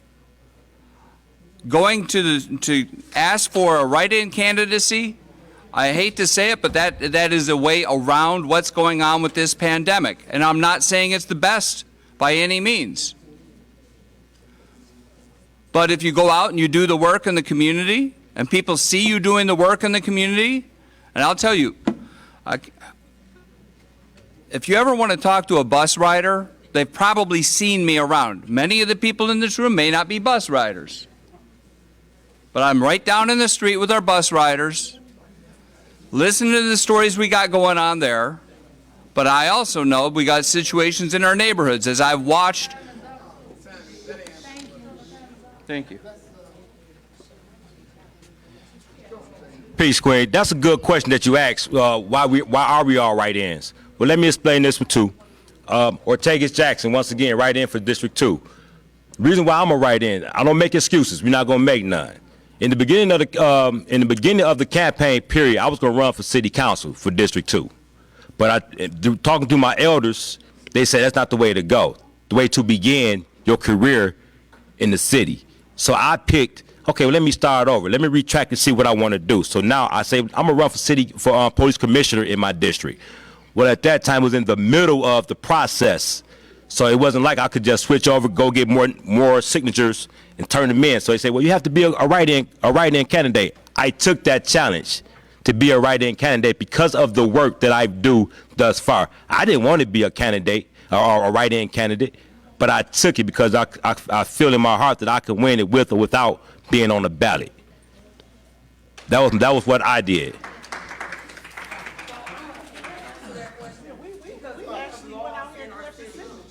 We got laws in our city, and they need to be followed. And so when you are a write-in candidate, either you didn't follow the law. So when they give you the information to be a write-in candidate, saying you were disqualified, you have to challenge. And that's the problem with our constituents, our community. You do not challenge. So I challenged her when I was a write-in candidate. You have to follow up within 3 days because there's a law. So if you don't follow up within 3 days, then you're not going to be on the ballot. But us as residents, you gotta challenge. So there's laws. You gotta read up on the laws, because I see people that don't read up on them. They don't understand. You can still be a write-in candidate till October the 23rd right now. So you gotta read your laws. But here's what Tom Barrow told me today at his meeting, that anybody that was a write-in, they should have had a primary. Yes. Because Duggan got in on a write-in in the primary, and then one of the write-ins would have been an actual on the ballot. See, or maybe two of the write-ins might have gotten on the ballot, and whoever was on the ballot might have lost in the primary. That was illegal according to Tom. We got to look that up. But you have to challenge it, like Candace said. You got to challenge it. They got it. Thank you. I have one thing. No, I need to introduce, keeping it fair, the city council candidate right here to my right. As she's talking, can you think about police commissioner questions? Thank you. Okay, use my outside voice. I'm Letitia Johnson. I'm a candidate for City Council in District 4. I am glad to be here with you all. Thank you. I'm the most qualified candidate on this ballot running for District 4. I'm a native of Detroit, graduated from Kettering High School in 1993. I have a finance degree from the University of Michigan. I've been volunteering in the community for the past 14 years, served on the Board of Zoning Appeals, which is taking a small portion of City Council's role and making sure that the community's interest is best at heart as it relates to bringing businesses within our neighborhoods. I stand here before you because I ran 4 years ago against the current District 4 council person and received 42% of the vote. Initially, I was not going to run again, but so many of my neighbors reached out to me and said, Letitia, we need you to run because we can't just have newcomers coming in and walking right through the door when they've done nothing in our communities. And so that's why I stand here. I came in first place in the primary election, although there were 6 other people in my race. I came in first place because so many people throughout the district know the work that I have done, and they know that I have shown them who I am over the last 14 years. And so now they're standing behind me and going before me to make sure everybody knows who I am. So I thank you so much for your time. I appreciate having the opportunity to speak with you, and I do have some campaign literature if anybody here lives in District 4. Thank you. That will be passed out outside. Here? Yes. Okay, so, yes. Okay, my commissioner question to all of you that are politicians. When are y'all gonna answer real questions? Give us some meat that we can really work with, okay? The city is going down by a bucket pouring on the side of the road, okay? I don't understand how y'all can sit there and want to be elected and don't have no issues to put before the people. Now, if you can answer that, then I'm good. I got a question. Commissioner question. What I'd like to know from the police commissioner desires, or either the commissioner, is your real feelings about not only policing with, what you call it? Facial recognition. We know what some of y'all is because you've been out for it. But not only that, what is your theory about being aggressive with our nephews, our sons, our daughters? And I know maybe the 2 white people can't understand this, but my question is, we got some attitude kids. What is your feelings? Because if you don't have the right feelings, you can't police the police if you got the messed up feelings. And the reason why, Mr. Bell, we got a problem with police is because the police is the problem. So to govern the police, you got to separate yourself from being a police. Yeah, you served us great. But the real bottom line is, sometimes, and I, to be honest with you, because I've been hanging out with the sheriff the last couple of months, it did hurt me when the boy got shot the other day.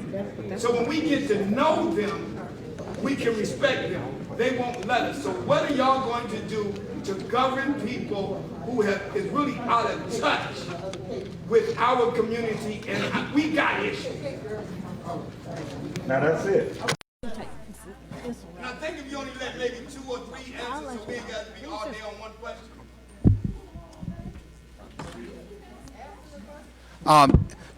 regarding facial recognition technology, and by the way, I stand in the shadow of a giant, and that's Commissioner Willie Burton of District 5, and I'd like to appreciate what he's done standing up on this issue.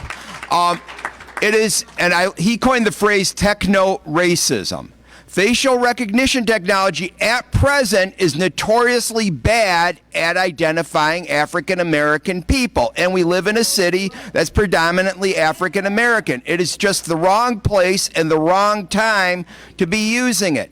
Even when it works correctly, there's other hazards that still make it very dangerous, and that includes, for instance, the social credit system, which has been opened up in Red China. And if people think, oh, that's China, it can't happen here, look at history and look at the kinds of things that have happened here in the so-called free country of the United States. There's plenty that can still happen here, and has. So that's where I am on that. As far as the shootings and the abuse, I think that the Board of Police Commissioners needs to take that on. That's their duty. It is their duty. And by the way, it's not about police versus civilians. It's about aggression versus doing what's right. And we need to be able to make sure that we do not have people in the police department who are abusing the citizens that they're here to serve and protect. If they are a threat to people, those officers need to be removed. People like Dwayne Jones, who got promoted, and the Board of Police Commissioners refused to fight that in court. That is the type of problems I'm talking about. Thank you. You can go. I'll go after.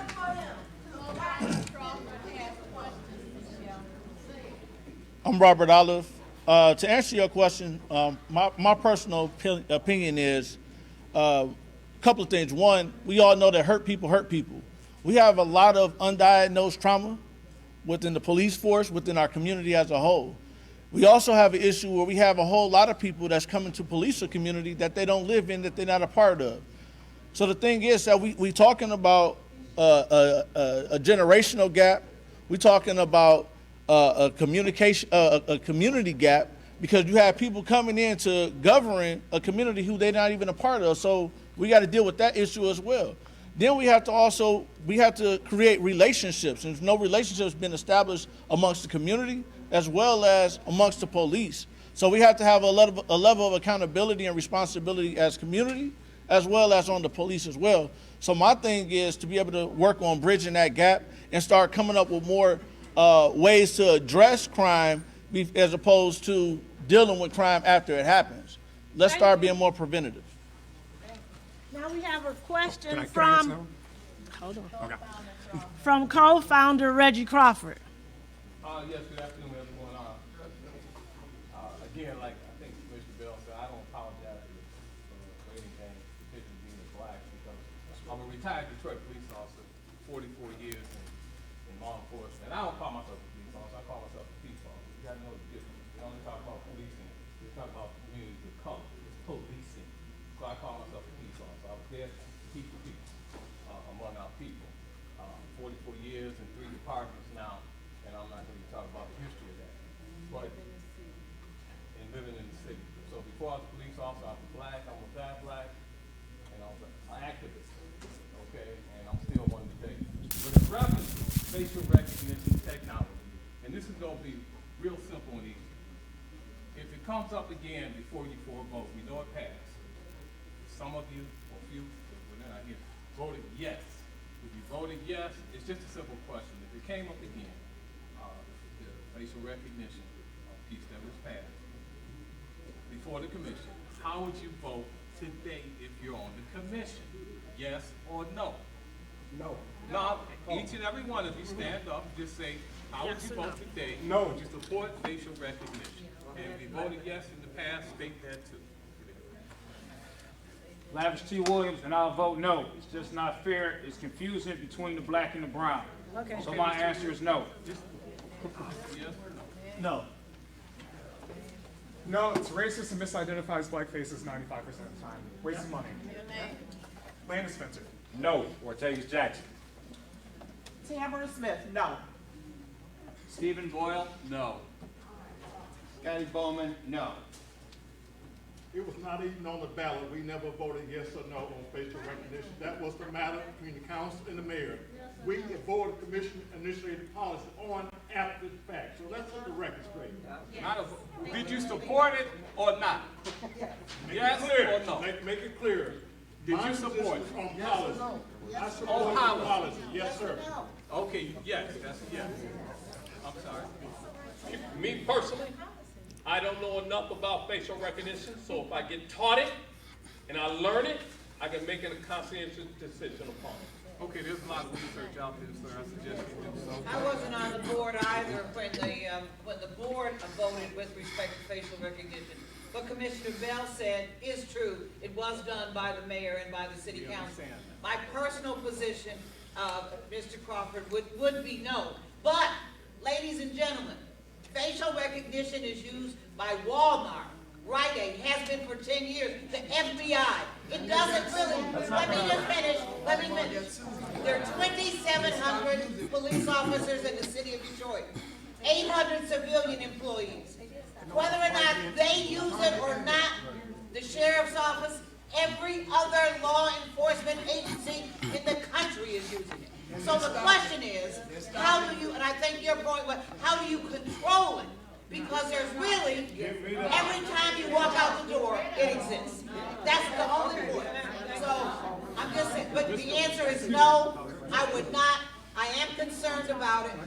But I also recognize, that's like saying, I can't do anything, I can do something about speed traps. Speed traps exist. You know, it is what it is. Mr. Burton. Yes, sir. So, yes, I have something to say. Do not let the people tap dance with words, those that's sitting right here on this panel. Number two, I have put out there countless motions to ban facial recognition and been shut down by past chair Willie Bell and Lisa Carter. Next thing I want to say is this. You got the United Nations is talking about putting a halt to facial recognition, pulling a plug. You got San Francisco, pull the plug. Oakland, Berkeley, Massachusetts. Why is America's blackest, poorest city is still using facial recognition? The Detroit Police Department was using this technology 2 years before they came to the full board. That was enough reason right there to pull the plug.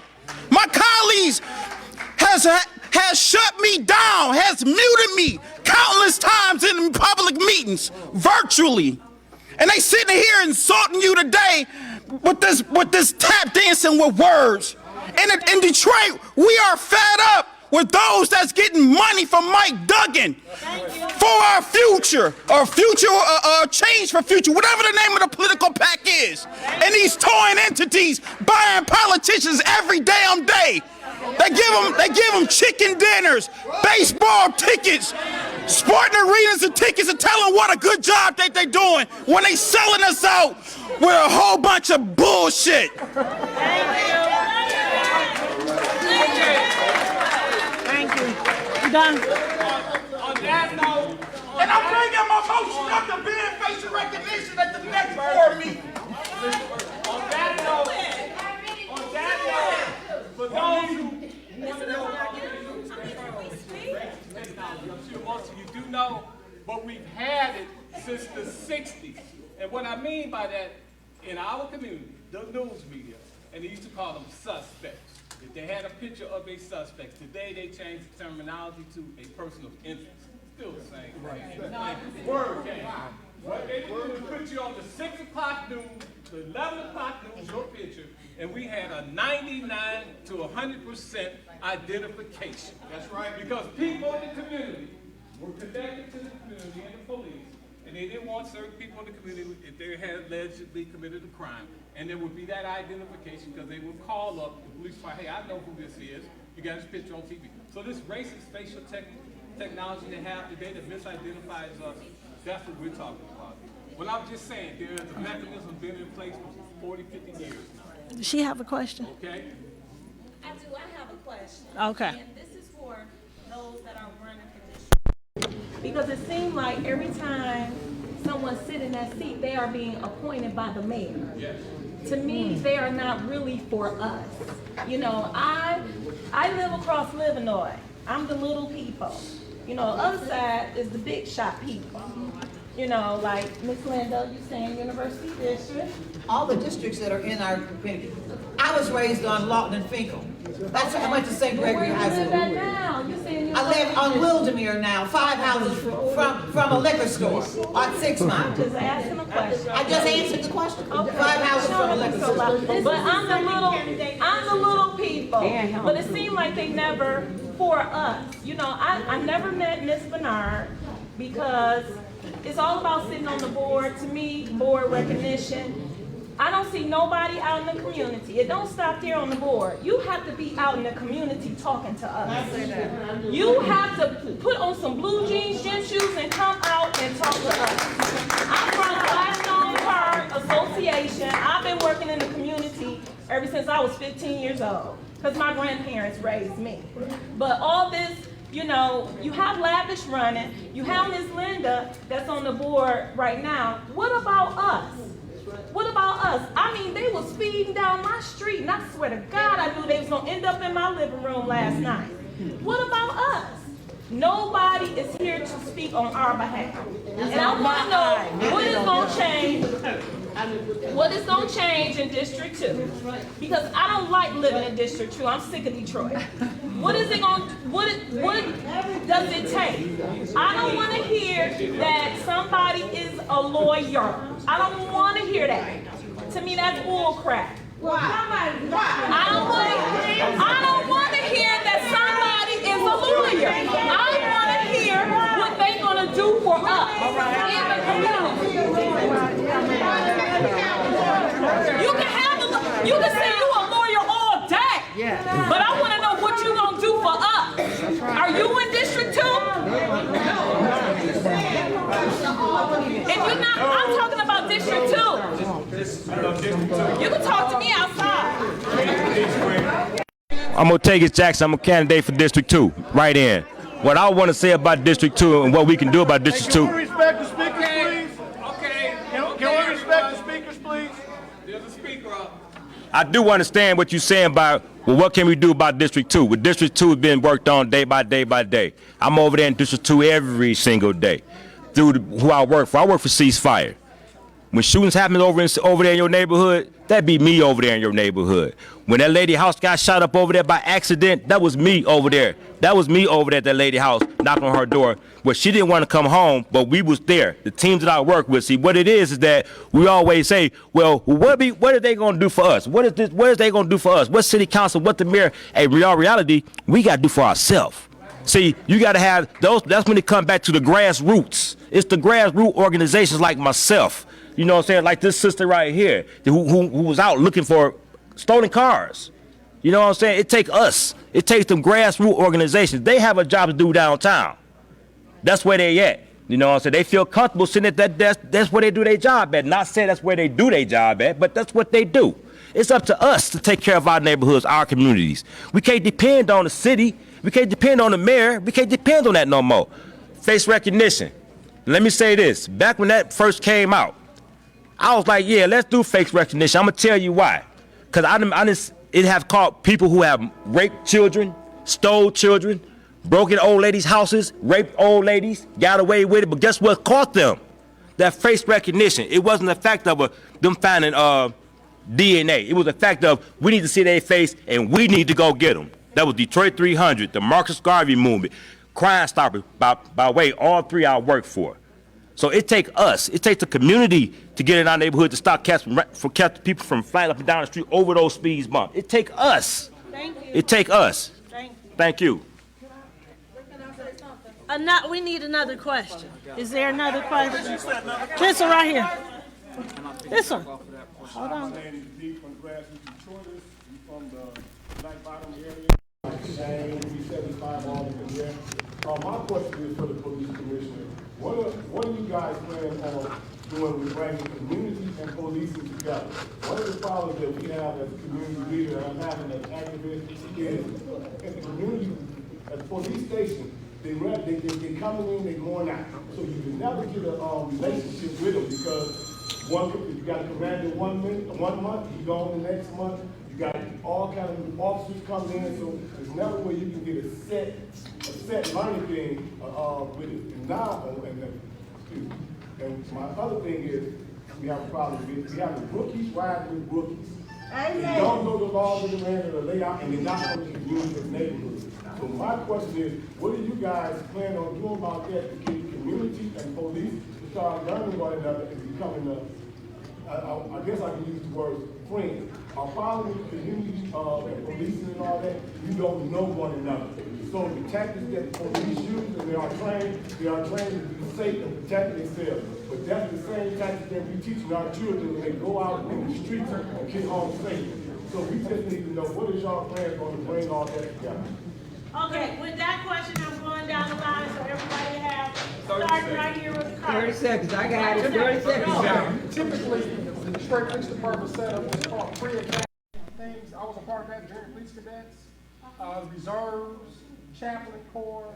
Those are entities that are supposed to be like the filler entities to get the community back into the police department. The police department needs more foot patrols so they can get to know their neighbors and things of that nature. The problem is there's not enough police officers.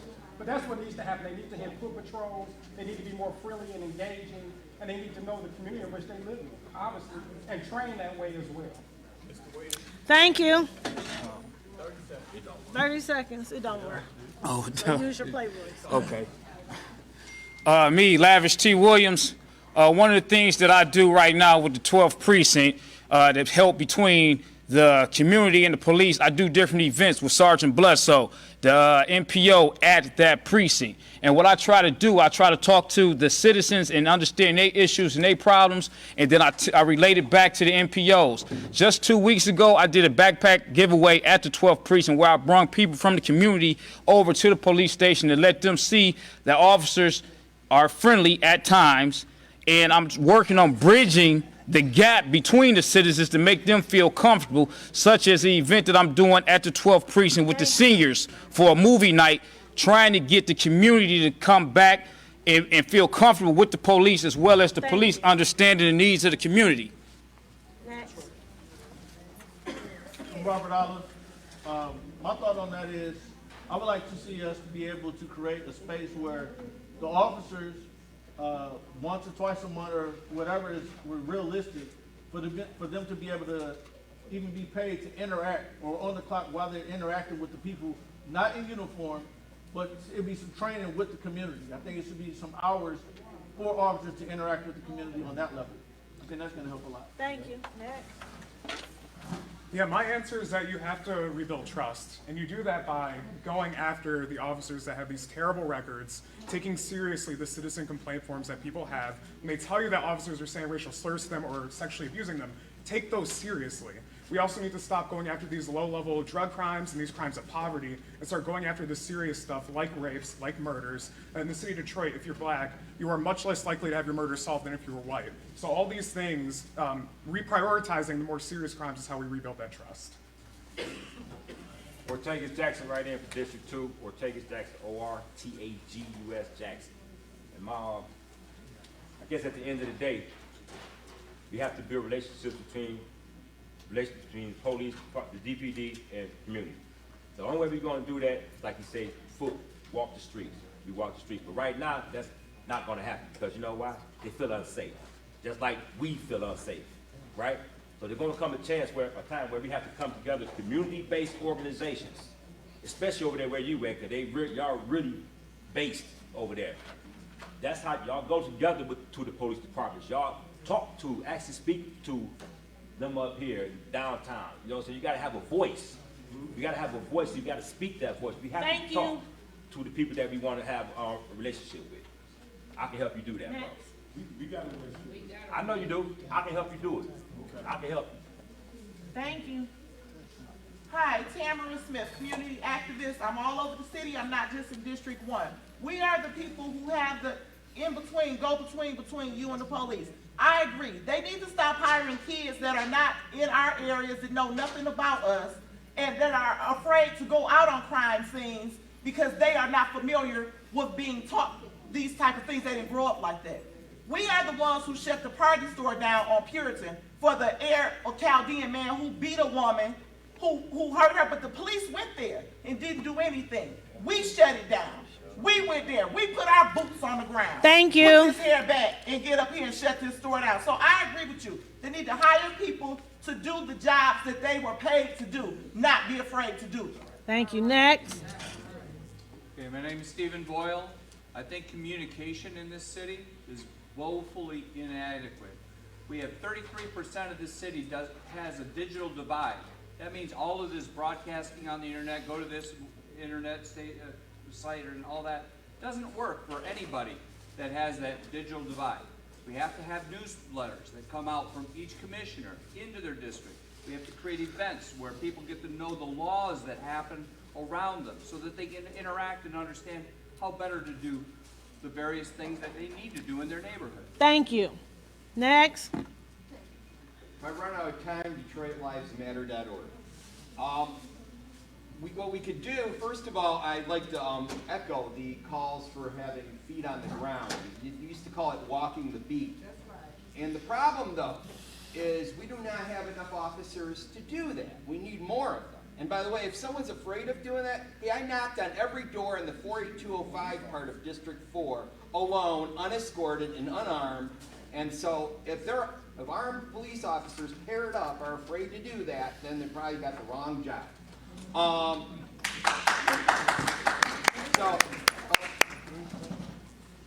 Thank you. Next. Willie Bell, I just want to speak for the victims in the city of Detroit. People want service, and they want the bottom line, can you catch the perpetrator? 2, our role is accountability of police officers. Simple as that. All this other debate is about service. Speak to the victim in the city of Detroit. Thank you. Thank you. Next. Ryan Ferguson, Ryan Ferguson, Ryan Ferguson.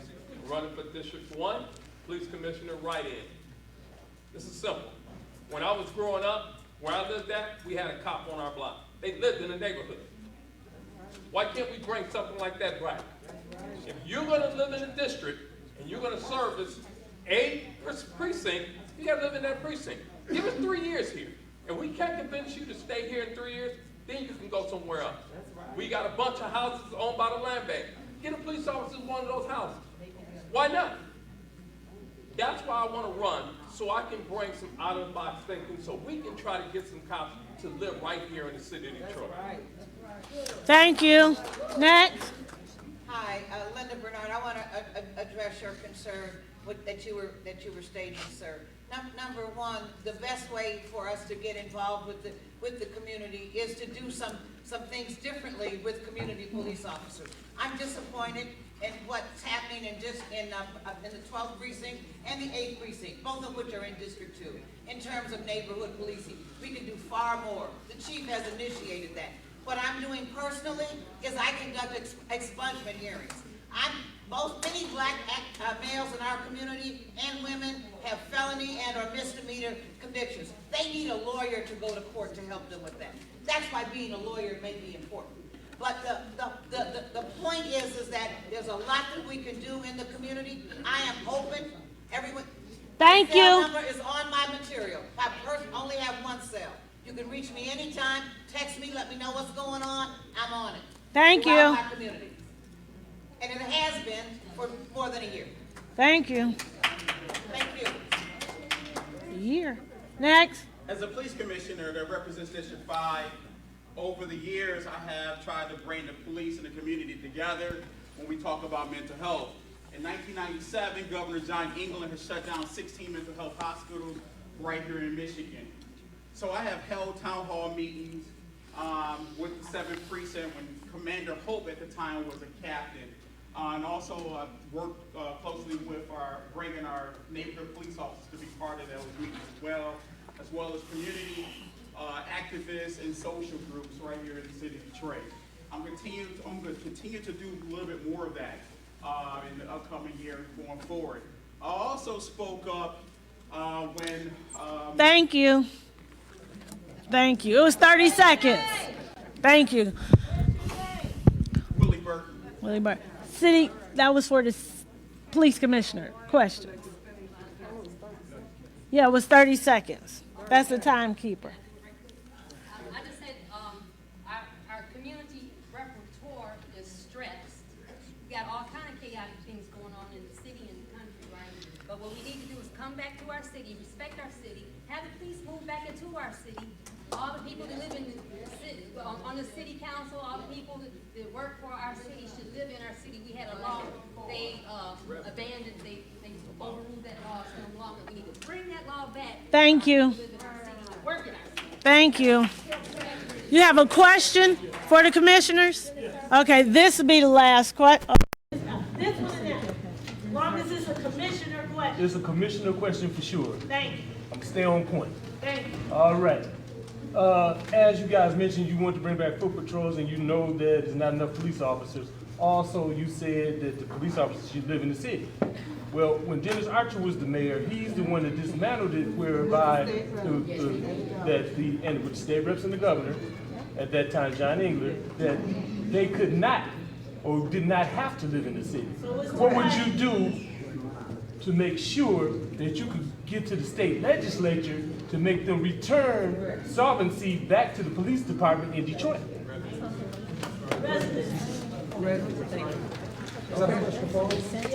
First of all, you have to get the unions involved because the union contract is so strong to make that happen, but it does start with the state. I could send you emails, Hodo, when that was on my radar when I was a commissioner the first time. But we wanted the state of Michigan to change the laws so that we can have freedom and opportunity for us to do what we need to do as a commission. Of course, that didn't happen. I think Tyrone Carter is currently sponsoring legislation to that effect of what you just talked about. And do you support residents? I want people to live here in the city. This is a question for everybody. I want people, Do you police support officers to live in the city. residents? Yes. Yes, I support. Do you support residency? Yes. Do you support residency? Do you support residency? Do you support residency? Strongly. Do you support residency? Yes, and to answer the other question, I also would say that in order to, and my answer is to work around the state on this, since I can't, as a commissioner on the board, have no more votes than you do to lobby your representatives in Lansing and your governor in Lansing to change the law. But what I would do meanwhile is I would... Thank you. And you'll have to look at my website to find my answer. Yeah. Resident is a dead issue. The bottom line is, if you don't vote in Detroit, you don't control the Senate, you don't control the House, therefore, you don't have any political clout. We've been raising that issue over 15 years about resident when we lost it under Mayor Dennis Archer and the governor at that time. So let's spend time and realistically dealing with the issue we have in the city of Detroit. Next, do you support residency? I support residency. What I want to know is why the state is letting them do it. Tell me why. Give me a reason why you're saying that they don't have to live in the city of Detroit. That's what I want. Okay. Yes. Do you support residency? I support residency. However, no public employee in the state of Michigan has to live in the city or the community that they're hired by.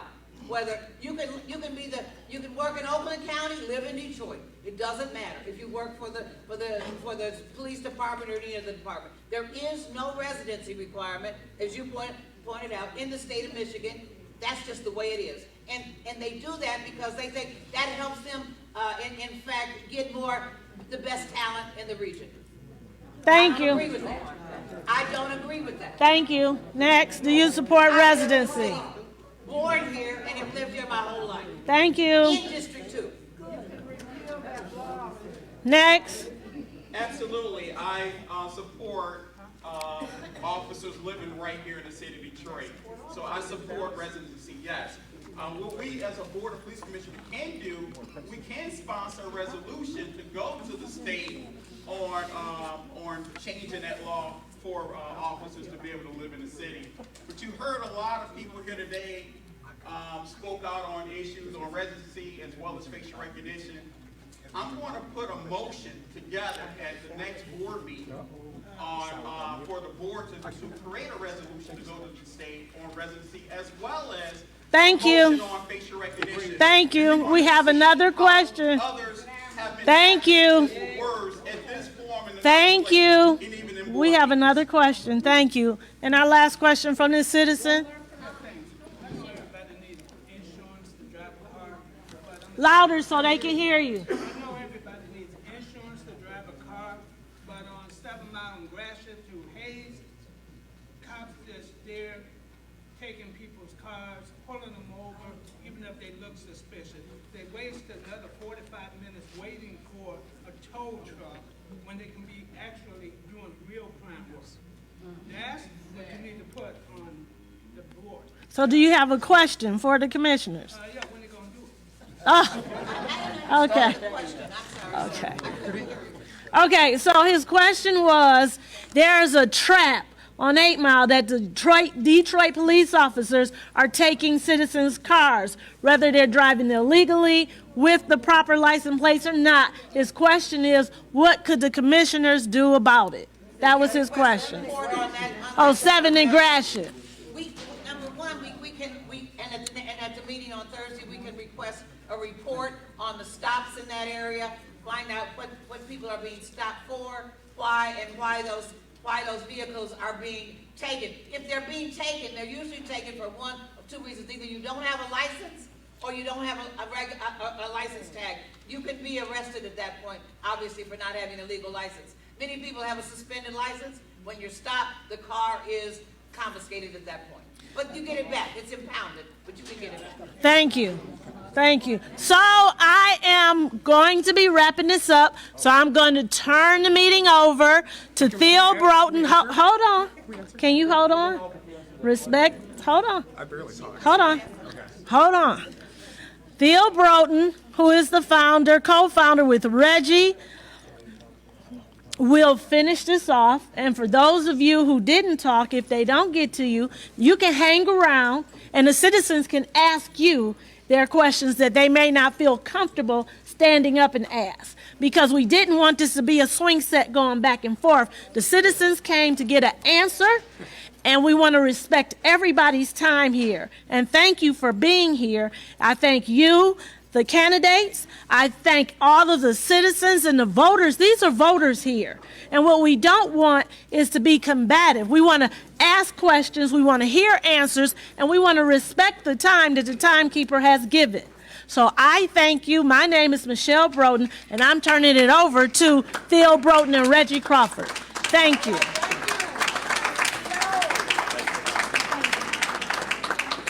Thank you for your patience this afternoon. Now, the last question and conversation was going on about the police, about the traps, about towing. I personally think that there's a money laundering scheme going on. Everybody that's in this room, if you know of someone who had their vehicle towed and they were told to go to some non-script location, like a raggedy torn down gas station, they go in, they're told the cost is $400 or $500. Okay?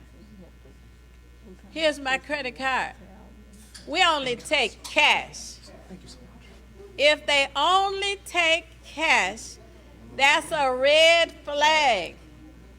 For everybody who is in here who knows of someone, if you would share that information with me, their names and numbers, or give them mine, whichever. It seems to be a money laundering scheme. The towing, interestingly enough, was taken over by the city, by the police department. I believe, was it, Reggie, 2018 or so? Now that this is coming up, they want to turn it over to the procurement or some private individual so they won't be connected to it. During that time, there was something interesting. The person who is the chief of police was on the police force when that happened. There was a person who was the deputy mayor. It just gets more interesting as you connect the dots. Conrad Mallett was deputy mayor for Kwame Kilpatrick. Conrad Mallett is currently deputy mayor for the mayor that we have in charge right now. When you start connecting dots, it just really starts to get interesting. The FBI representative said that they had gone into the homes of 2 council members, Janae Ayers and Scott Benson, and into the homes of their chiefs of staff. Had also gone into their office and stood outside on 2nd Woodward Avenue, the corner of Jefferson, and the man said, we should not have corruption in our community. He never said that towing was a part of the issue. It seems that nonprofits are their problem. So why would the mayor come out and start talking about towing being an issue? Something to think about. If you would please give me the names and numbers of the person's name and numbers who have been charged and told they must pay cash so we can address it.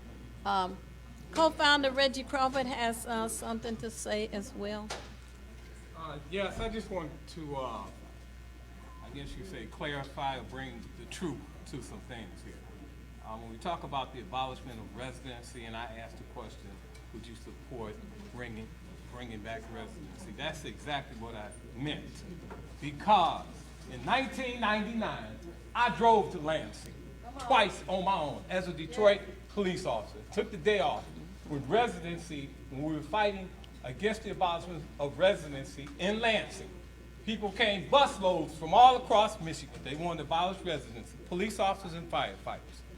And on the 3rd trip, it was then Deputy Chief Benny Napoleon. He heard about our track, or really my track, and our track to Lansing a few times. Gave us a city car and said we could go on duty, to sit at the opposite side of the table and fight for the citizens in this city to maintain residency. In that car was myself, Lieutenant Roosevelt Lawrence, Police Officer Baron Coleman, who's still on the job today, and Delbert Jennings. Now what happened in 99 when we lost that fight, they abolished residency in 99. 2 years from the abolishment of residency, a think tank out of Lansing did a study on the economic impact on the city of Detroit because it abolished residency for all city employees, firefighters, and police, for every city in the state. That economic impact was $200 to $300 million in lost tax revenues, everything else that the police want to whine about getting laid off. Okay? So, and equipment and benefits and all this other stuff, $200 million. Multiply that by 20 years, $2 billion in lost tax and revenue. So when folks across the country stand up and say, yeah, we need to defund the police, that don't mean take the police out of the community and lay them off and all this stuff. But there are some things that the commissioners can look at, whomever the ones are reelected, maybe selected by the mayor, whatever you want to call it, can look at in the police budget, because we as citizens, $300 million a year budget, who's funding the police? We are, the taxpayers. That's our money. We got a right to know what's in that budget. And there's one thing that they take out the budget, facial recognition technology. Was it $3 to $5 million a year? That's one.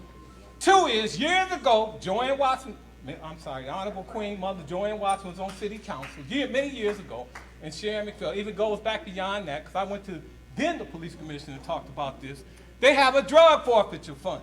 Years ago, I think it was like 10 million, and I don't know, maybe it's 5. 1.5 million now. How much, ma'am? 1.5 million. 1.5 million. Okay, so the police take the drugs off the street.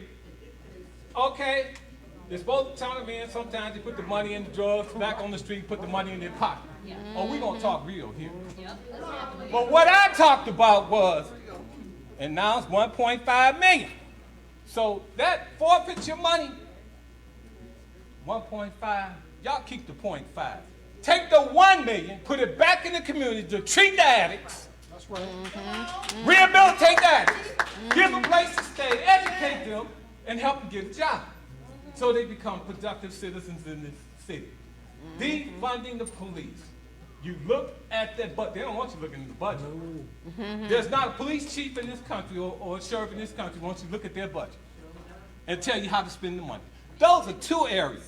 Now, there might be a couple other places in that budget too, but that's what we talk about. So when these folks start talking about oh no, I'm not for defunding the police. It's who funds the police? You. And you've been defunded by the police by the tune of $2 billion. They don't live in your city. Not paying taxes. No property taxes, no income tax. So we talk about that. So you need a police commission, which is civilian oversight. But you damn sure don't need them out of sight. That's what I'm talking about. We talk about activism. Some were activists. Myself, I have to say Ricardo Moore. Definitely today, Willie Burton. Willie Bell. True. Activism. But you look at the activism and its impact. I went from protest to policy on that commission. Looked at all the policy, and policy's about change. But the protest is definitely too in the streets. So that's all I have to say about this. All right.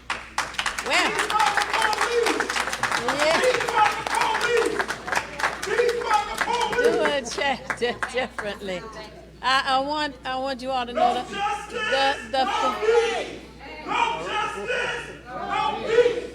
you should say no justice, no profit. There you go. You got to change it. Get some in the pocket. You start impacting the money. No justice, no profit. It hits them in the pocket.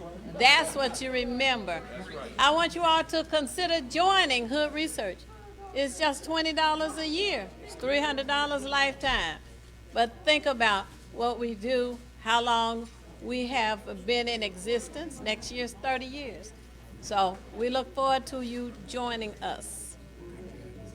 And Victor, you want a last word? Yes, I would like the last word of this commission. My name is Victor Gibson. I'm a teacher, Detroit Public Schools. You all keep looking at this, still in the box. You know, some of you all are saying you're out the box. We're talking about policing our children. I've not heard anything about here in this today that said anything about stopping our children from getting into the police network in the first place. Right. I haven't heard any one of you say, you all coming up with chemotherapy kind of ideology when it comes to stopping the crime. We must learn to heal our children.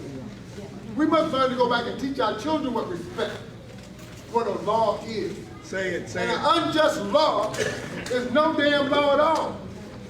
So we got to start looking at this from the opposite end. We taught our children here in Detroit. Detroit, 1997, Detroit school test scores soared. We out the box. And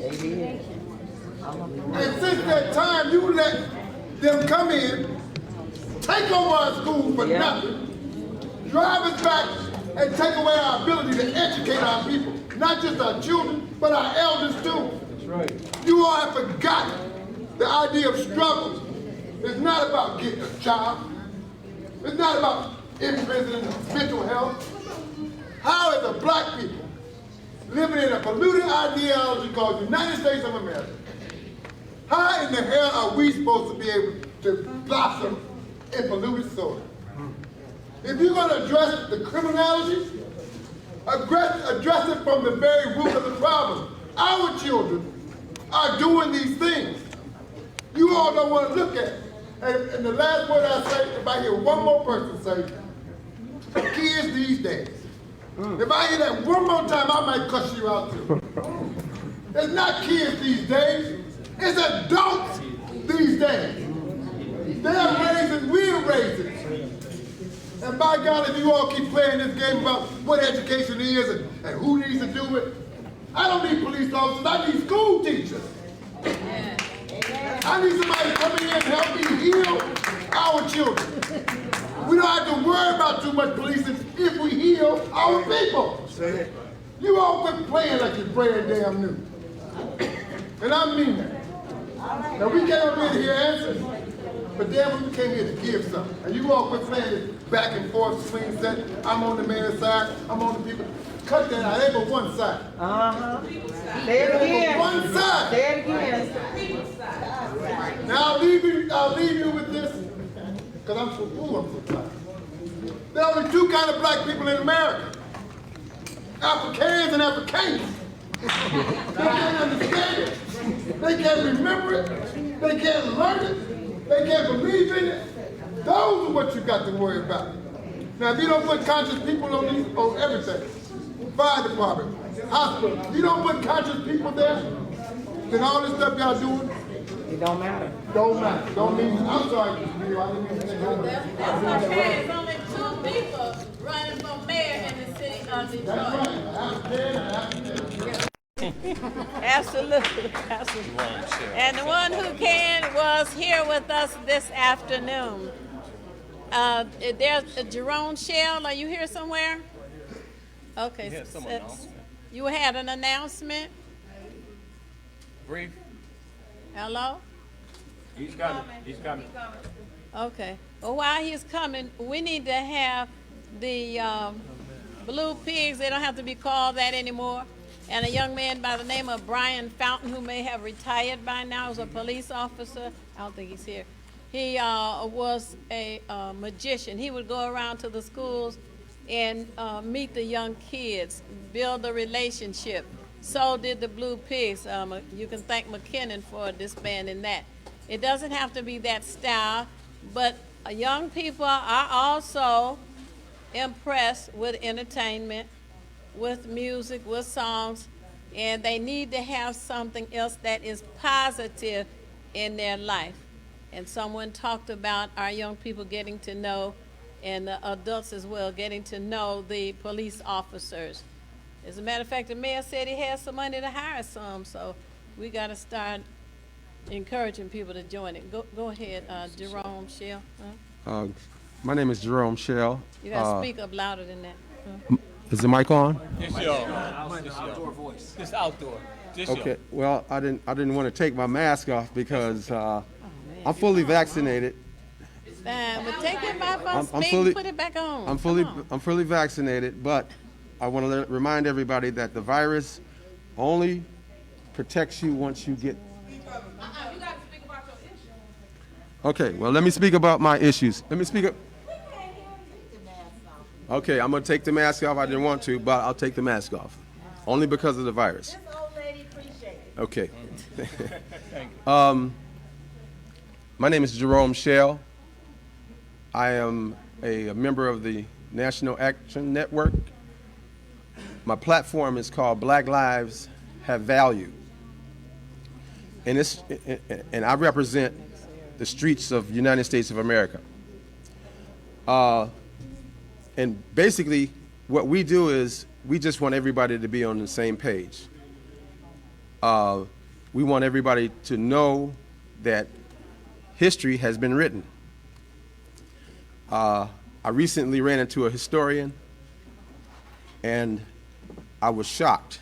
And just a little brief about myself. In 1974, my father was killed in a robbery. He owned coin laundries. He also serviced commercial equipment all around the state of Michigan. He reminded me of Elijah McCoy. I recently found out through a historian just in the past few weeks that my father was not killed in a robbery. He was assassinated because of what he did all over the state. But I'm not going to bore you with that. What we want to do is we want to make sure that everybody just knows who you are, know your story, know who you are. Now, I've heard everybody here talk about who's on the board with the mayor, who's facial recognition, all of this. But I haven't heard much on crime prevention. Somebody mentioned about somebody who used to be in the neighborhoods, how policing used to be, public service announcements. Everybody's heard the commercials that in public service announcements about recycling, about trash, and you hear all the voices of all the children saying what they want to grow up to be. They want to grow up to be a park bench. They want to grow up to be a truck in recycling, but we don't recycle our people. Crime prevention programs are important. Facial recognition is not a crime prevention program. The Green Light program is not a crime prevention program. The one thing that we got to remember is most of the decisions made about us is made with rumors. The young lady that was hollering taser, taser, taser, for a split second, she spreaded a rumor for a split second. All the officers paused for a split second, but it turned out to be a lie. She had a gun in her hand. The young man that was jogging down in Georgia, those weren't police officers, those were people. He was killed because of a rumor. We got to know the truth. We got to dispel all the rumors. We have to know our story. And everybody from all communities, take this back home. Everybody's got cell phones. Go and know your history. Know who you are. We talk about critical race theory. We don't need to talk about that. That's just a ploy. That's not even a 1 through 12 course. That's a law school course. They're masking the reason that they're talking about it. They're only talking about it because they don't want anybody who's going to be part of that body to know about your history, so they will say no on reparations. We need to know our story. We need to know who we are. Theo, before we Thank end, we you. have a representative from Thank you Ray for Washington's being office, with us. the sheriff, Mr. Williams. Keith Williams is in the room. Just wanted to make sure we knew that. Sure. Sure, Right. Keith Williams? Keith. I thought he left. Well, I just want to say this, just one quick second. Know who you are. Know history. Know our story. And most of all, know my story. And if you don't, you better ask somebody. Know your history or you're doomed to repeat it. Thank you.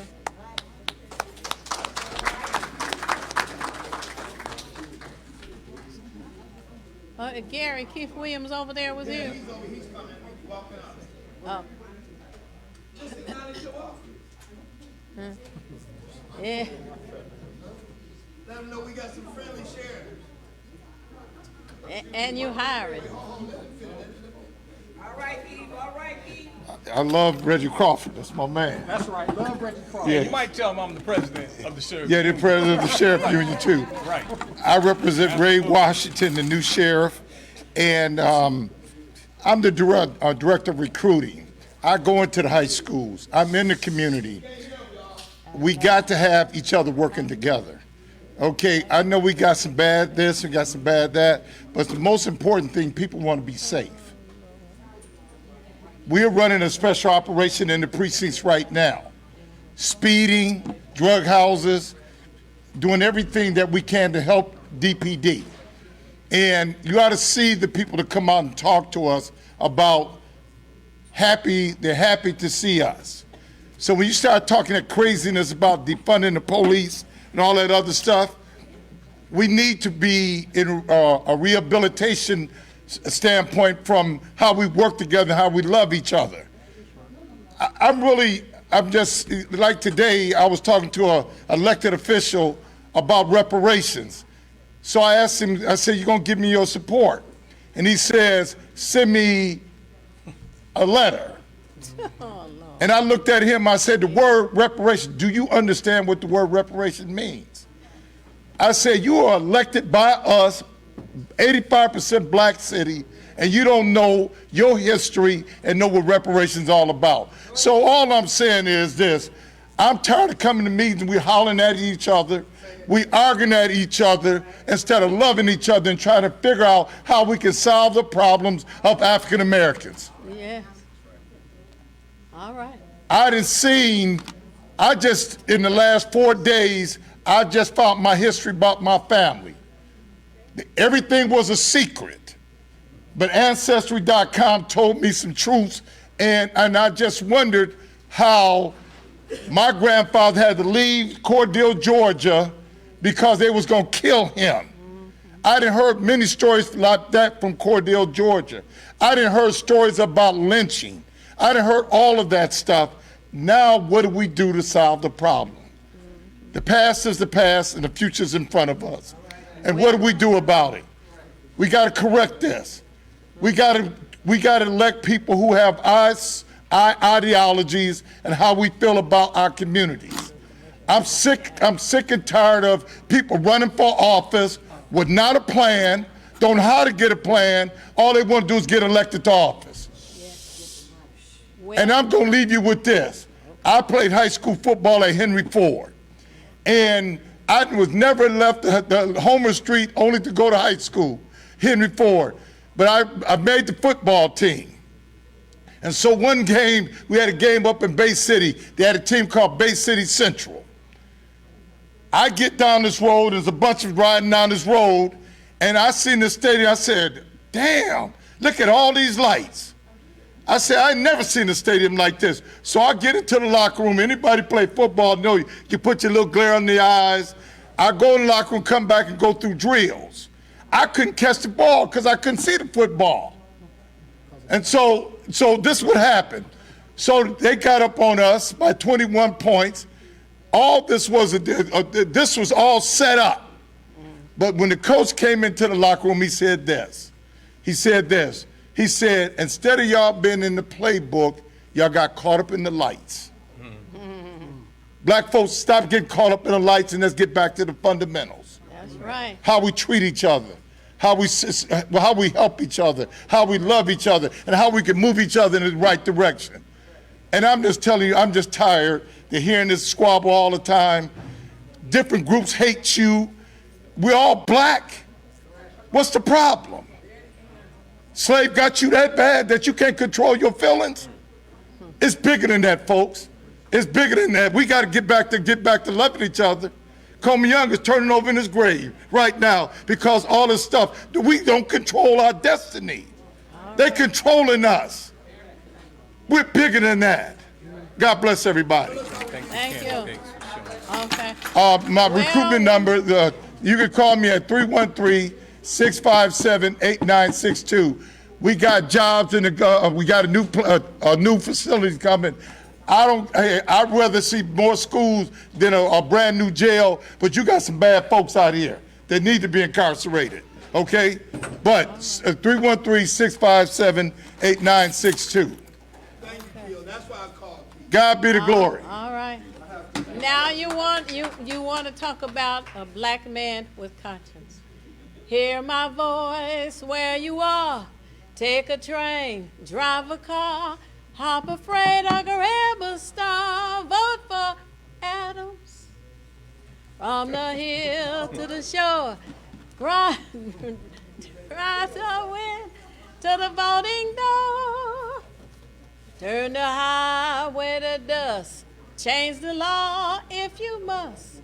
Rule the world only first. Vote for Adams. Right. Anthony Adams. Anthony Adams. Oh, thank you to thank you to all of the candidates. That's my commercial for being here this afternoon. We really appreciate your participation. I'm sure that you smell the wonderful refreshments that have been prepared for your enjoyment. We want you to take part if you choose. Thank you. Okay, thank everyone from the community for participating in this candidates forum for police commissioners. And all the commissioners, candidates that showed up. Yes. Thank you. And for anybody who is a night owl or wanna be, you can join me Sunday night at 11 p.m. on 910 AM radio. What's your question? Last week, I just wanted to know if anybody knew about this. This is history. No. Last week, the mayor did one move that took away from 70 to 80% of your generational wealth. I want to know if anybody knew about that. What was it? What was it? Last week, the mayor with one. Last week, the mayor with one move took away from. Did what? Did what? Did what?